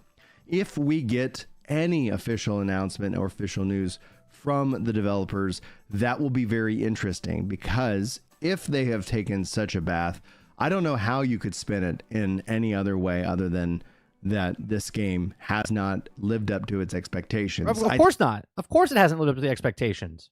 I think the standard Square Enix style of reporting has failed to live. If this was a smaller studio and it had these numbers, no problem. This is a AAA fourth version of a Dragon Age game where the other ones have sold 3 million, 6 million, 12 million copies. This is a big franchise for BioWare. This one at these numbers is not very good. Live up to expectations, which doesn't mean it isn't profitable. It just means that it didn't make the money that they were hoping that it would at this time, right? Make. Right now, at the time of this recording, I don't think Veilguard is a profitable game, which would put it in the category of a failure. Of a failure as of right now, because this always changes over time. It could sell more copies over the holidays. It could boost it back up to catch up where it's the projections were supposed to be, right? There are lots of things could happen. Because no one is making games to lose money. But we will see how this shakes out, and we'll see how accurate I am or inaccurate when it's all said and done. These numbers don't lie. They tell a very interesting and painted picture, and it is a interesting conversation when it comes to the culture war within gaming and the impact of Gamergate 2.0. Yeah, but I personally don't give a shit about that stuff. I like stats and figures and stuff like that, and what he just put in front of us tells us a story, right? And that story tells us that the game is underperforming of what it is based off other similar type games around that same number and what it made and didn't make, right? Right now, they didn't make money, right? Right now, it's not projected to make their money back. That could change, right? But if you start seeing more advertisements, if you start seeing more stuff, that's more money they've put out there to try to get people to come back and go, no, this is what it is. Whether developers and publishers will learn lessons or whether they're going to be stuck in a hard spot, kind of a damned if they do, damned if they don't approach to making games, because either they have to bend the knee to the chuds or they have to bend the knee to the wokies. Right, and that's the two sides, right? When you have reporters coming out calling people that are speaking negative about it to the chuds, and you have the other people saying, well, these people are the woke. They're both on the same coin.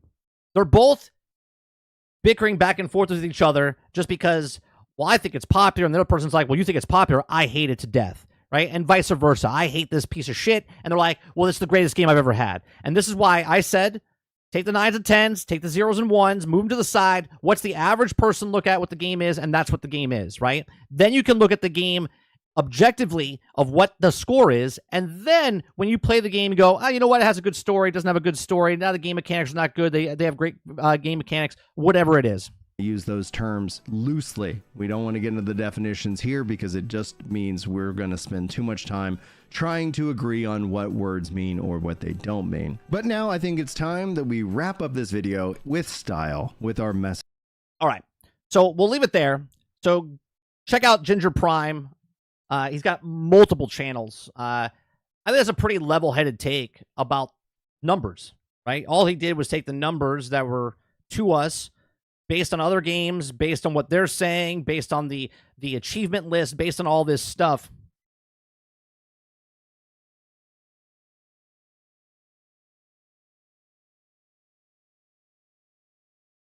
Right? So I think it's a pretty level-headed take of numbers, right? We love numbers. We love when someone says, oh, they're selling like hotcakes, and then you show them a number. Those don't equal hotcakes, okay? So looking at the game, saying, look, I say it even though they're two completely separate games. When someone says 330,000 concurrent players is a shit number for Starfield, but then someone says that 89,000 is a fantastic number for Dragon Age, is insanity to me. Especially since one is an established IP that's been around for 20 years, and the other one is a brand new IP, okay, with a company that's been around for 30 years. It makes no sense. Make it make sense to me. How is 330,000 concurrent players shit? They didn't make any money.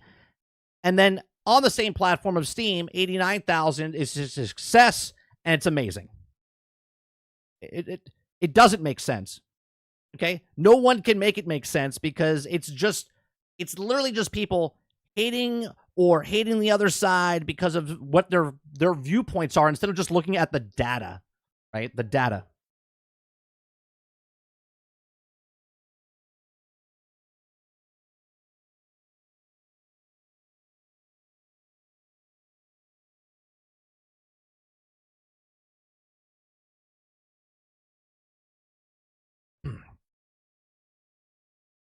Argus says, come on over and watch the homie Ginger Prime I mod for Brian. And I love to see anyone you over there when I stream, or you can watch some of his vids. Yeah, like I said, I like watching Ginger when I have time. I don't get to watch him live or anything like that, but I listen to his podcast every once in a while. I watch some of his videos every once in a while. I like when he has like takes like this because he is pretty accurate when it comes to stuff like this.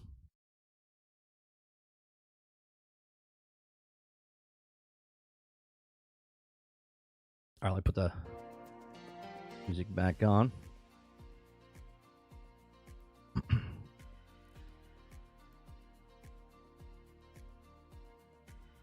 Ron says, why are PlayStation 5 games on PC? Because console sales are lackluster. Yeah, Ron, that's exactly right. Shh. Don't tell people.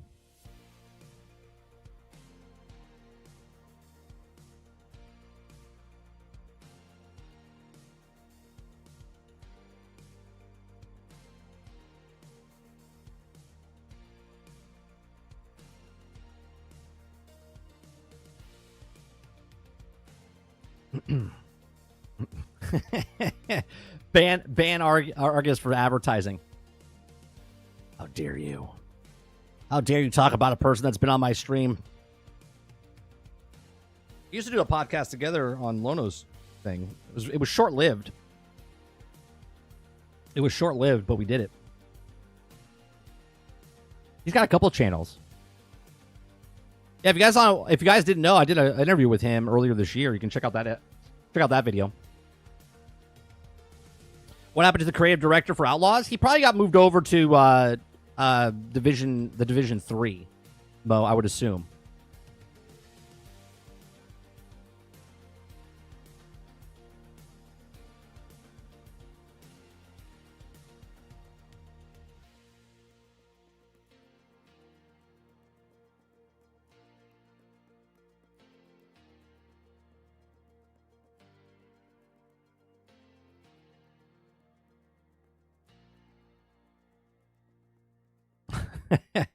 He's got some like 8 to 12 channels if you consider Twitch as well. Yeah, that's crazy. So he just left? Yeah, the way it seems like, Mo, he just left and they put a new director there. I don't think he left the company. He left the Outlaws video game. He was the person on Division before he came to Outlaws. So I'm assuming he just went from Outlaws. The game's done, right? They're making the fixes and doing the content that they have for the season pass and whatnot. So I'm assuming he just went over to the Division. He's still on Massive. He didn't leave the company.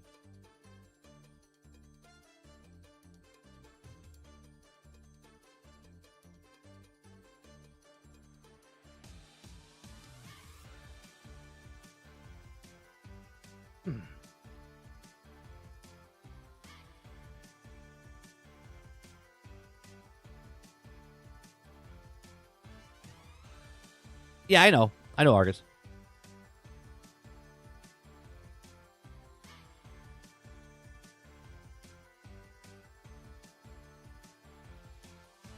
Yeah, the new kid. I'm scrolling through Twitter right now to see any stories that popped up while we were live.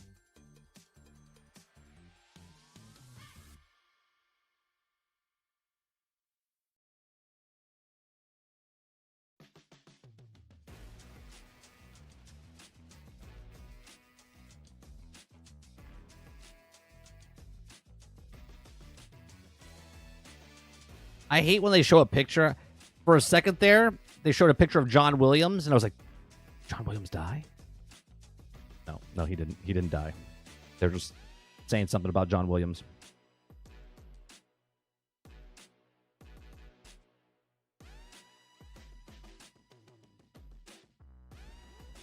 Mass Effect fans should have low expectations for N7 Day on 2024. That's a bummer.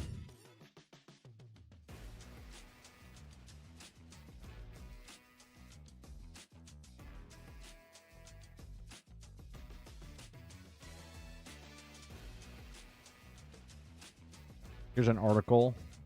Let's see, for Fortnite. Maybe I'll just add those to Discord. We'll talk about those maybe on GXG. Enshrouded's biggest update yet adds townfolks, livestock, and pets, a new biome, and finally some dynamic weather. That's a single-player game, or is that a co-op game, Enshrouded? Mo says, remember, the 5th of November.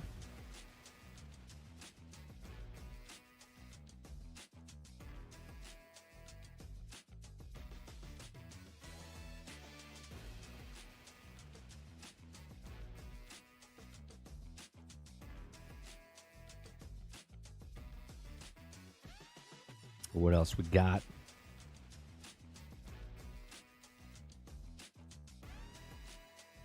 I think tonight I want to play some more TCG Card Shop Simulator. Played it last night. Got our shop pretty good. I want to expand it more, make some changes inside the shop. So I think that's what we're going to play tonight as well.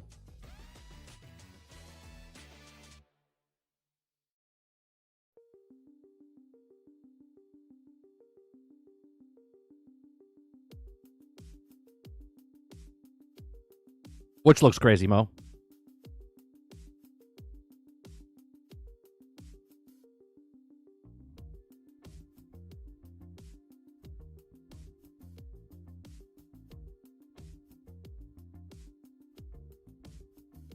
Hmm.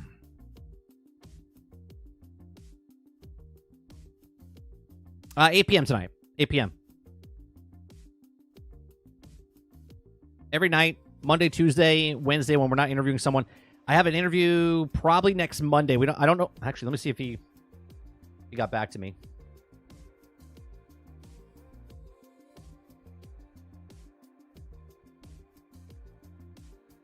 We're trying to set up an interview next week for chatting with.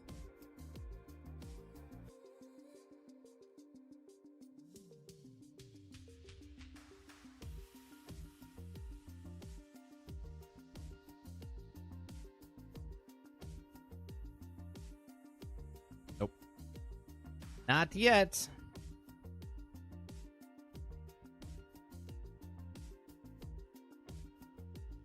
Is it J-Shock? No, J-Shock was on it earlier this year.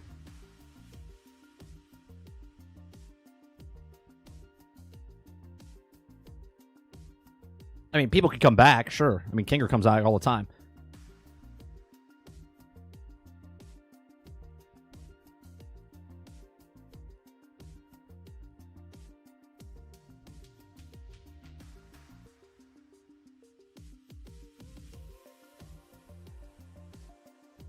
Let's see. Nintendo Switch 2 announcement plan haven't changed. We already got that one. Yeah, it doesn't seem like everything popped in. Dragon Age Remaster unlikely, creative director says, because there's only like 20 people left in the studio that worked on the on how to use the old engine. So they won't be able to make that unless they switch it over to the new engine.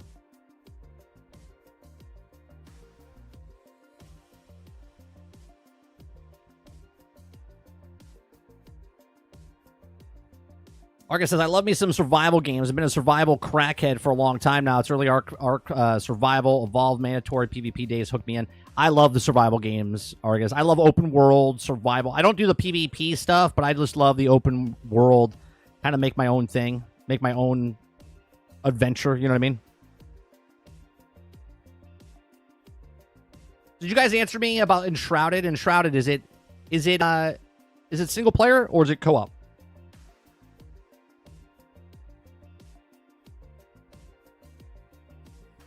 Eclipse says it's a survival game, so it can be co-op. Okay.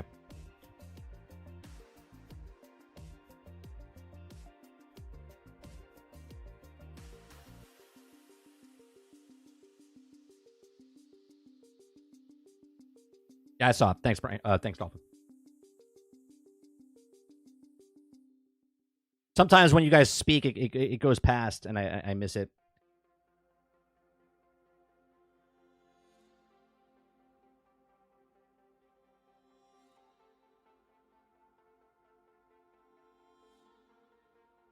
Alright, says I like survival games. I like survival games, even on PvE servers. The hunger management, the crafting, the gathering, the base building. I love it. Yeah, I love it. This is why I love Minecraft. One of my favorite things about Minecraft is starting a brand new game of Minecraft. Like, gathering the resources and stuff in the very beginning, establishing the bases and stuff like that. That's why I think it is the most. We're enjoying ourselves in the tribe of, the hell was it called? Tribes of Midgard. I liked it, you know. I feel like now we're at the point where we're not like super hurting. We're pretty strong. We can do stuff.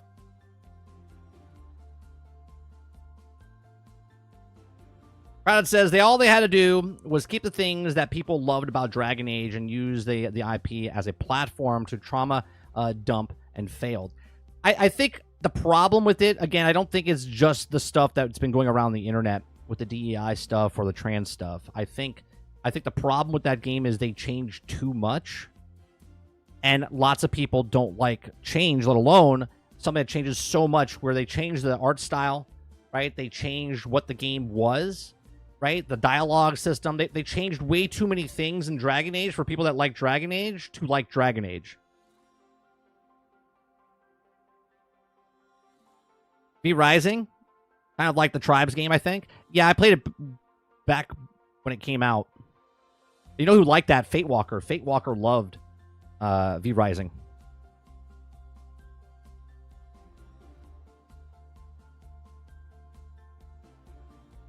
You know, it's almost like, we'll do a food analogy, right? You're a kid. Your mom makes you, like, I don't know, grilled cheese. Okay? Grilled cheese, just plain grilled cheese, right? Kid eats grilled cheese all the time, loves grilled cheese, right? You grow up a little bit, you're still having grilled cheese. You just love mom's grilled cheese. But then mom decides to get a little spicy, changes the cheese, maybe adds something else inside the grilled cheese. You take a bite of it and you're like, what is this? And you're like, why did you change what I love? Even though it's still good grilled cheese, they back out. They're like, I don't like this. Can you just give me my grilled cheese? Right? You see what I'm saying? It's still grilled cheese. Still something you like, but they change too much of it too fast, and people push back on it. And I think that's the problem with Veilguard. They changed too much of the structure, the eternal of what Dragon Age was, and too many people are like, nah, I'm good. Kurt says, I love grilled cheese with chili and tomato soup. Oh, yeah, dip it in the tomato soup. It's good stuff. That's an expensive grilled cheese, Mike. Yeah. Most expensive Gouda. Right? It's like...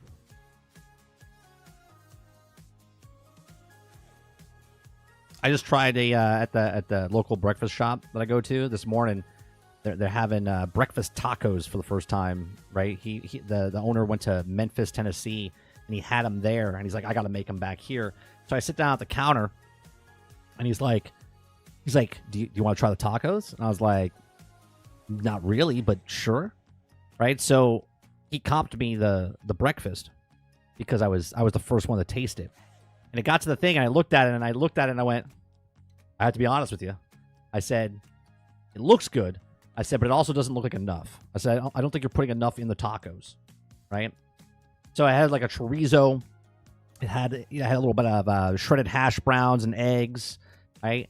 Tasted great. Fresh corn tortilla, right? Like, amazing. And at the end, he's like, what do you think? I go, I think it's great. I think it tastes really good. I said, but for that price you're charging, I think it was like $10, $11 for 2 tacos. I said, I ain't gonna fly. I said, you better put a third taco on this bitch. I was like, I don't know what your costs are. I said, you can't add any more to the tacos that you have here. I said, because it would pour out. I said, you got to either add a third taco or you got to add some sort of side to it. Delicious, though.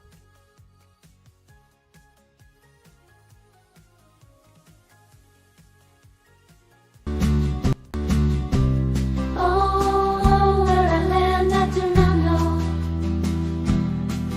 But here I fall down the rabbit's hole. And that was my breakfast story.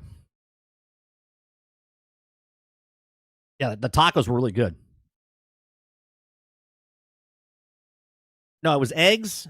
It had a little bit of shredded potatoes, like hash browns in it.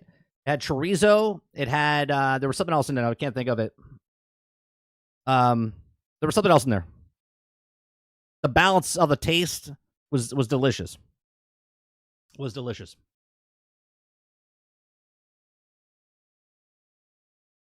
So good, so delicious.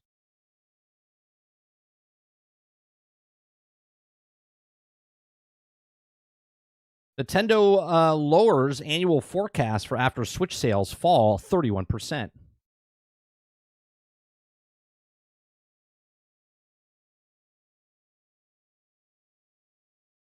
Well, it's lunchtime now, Lucas. I don't know where you are in the world. We'll always talk about food. Food.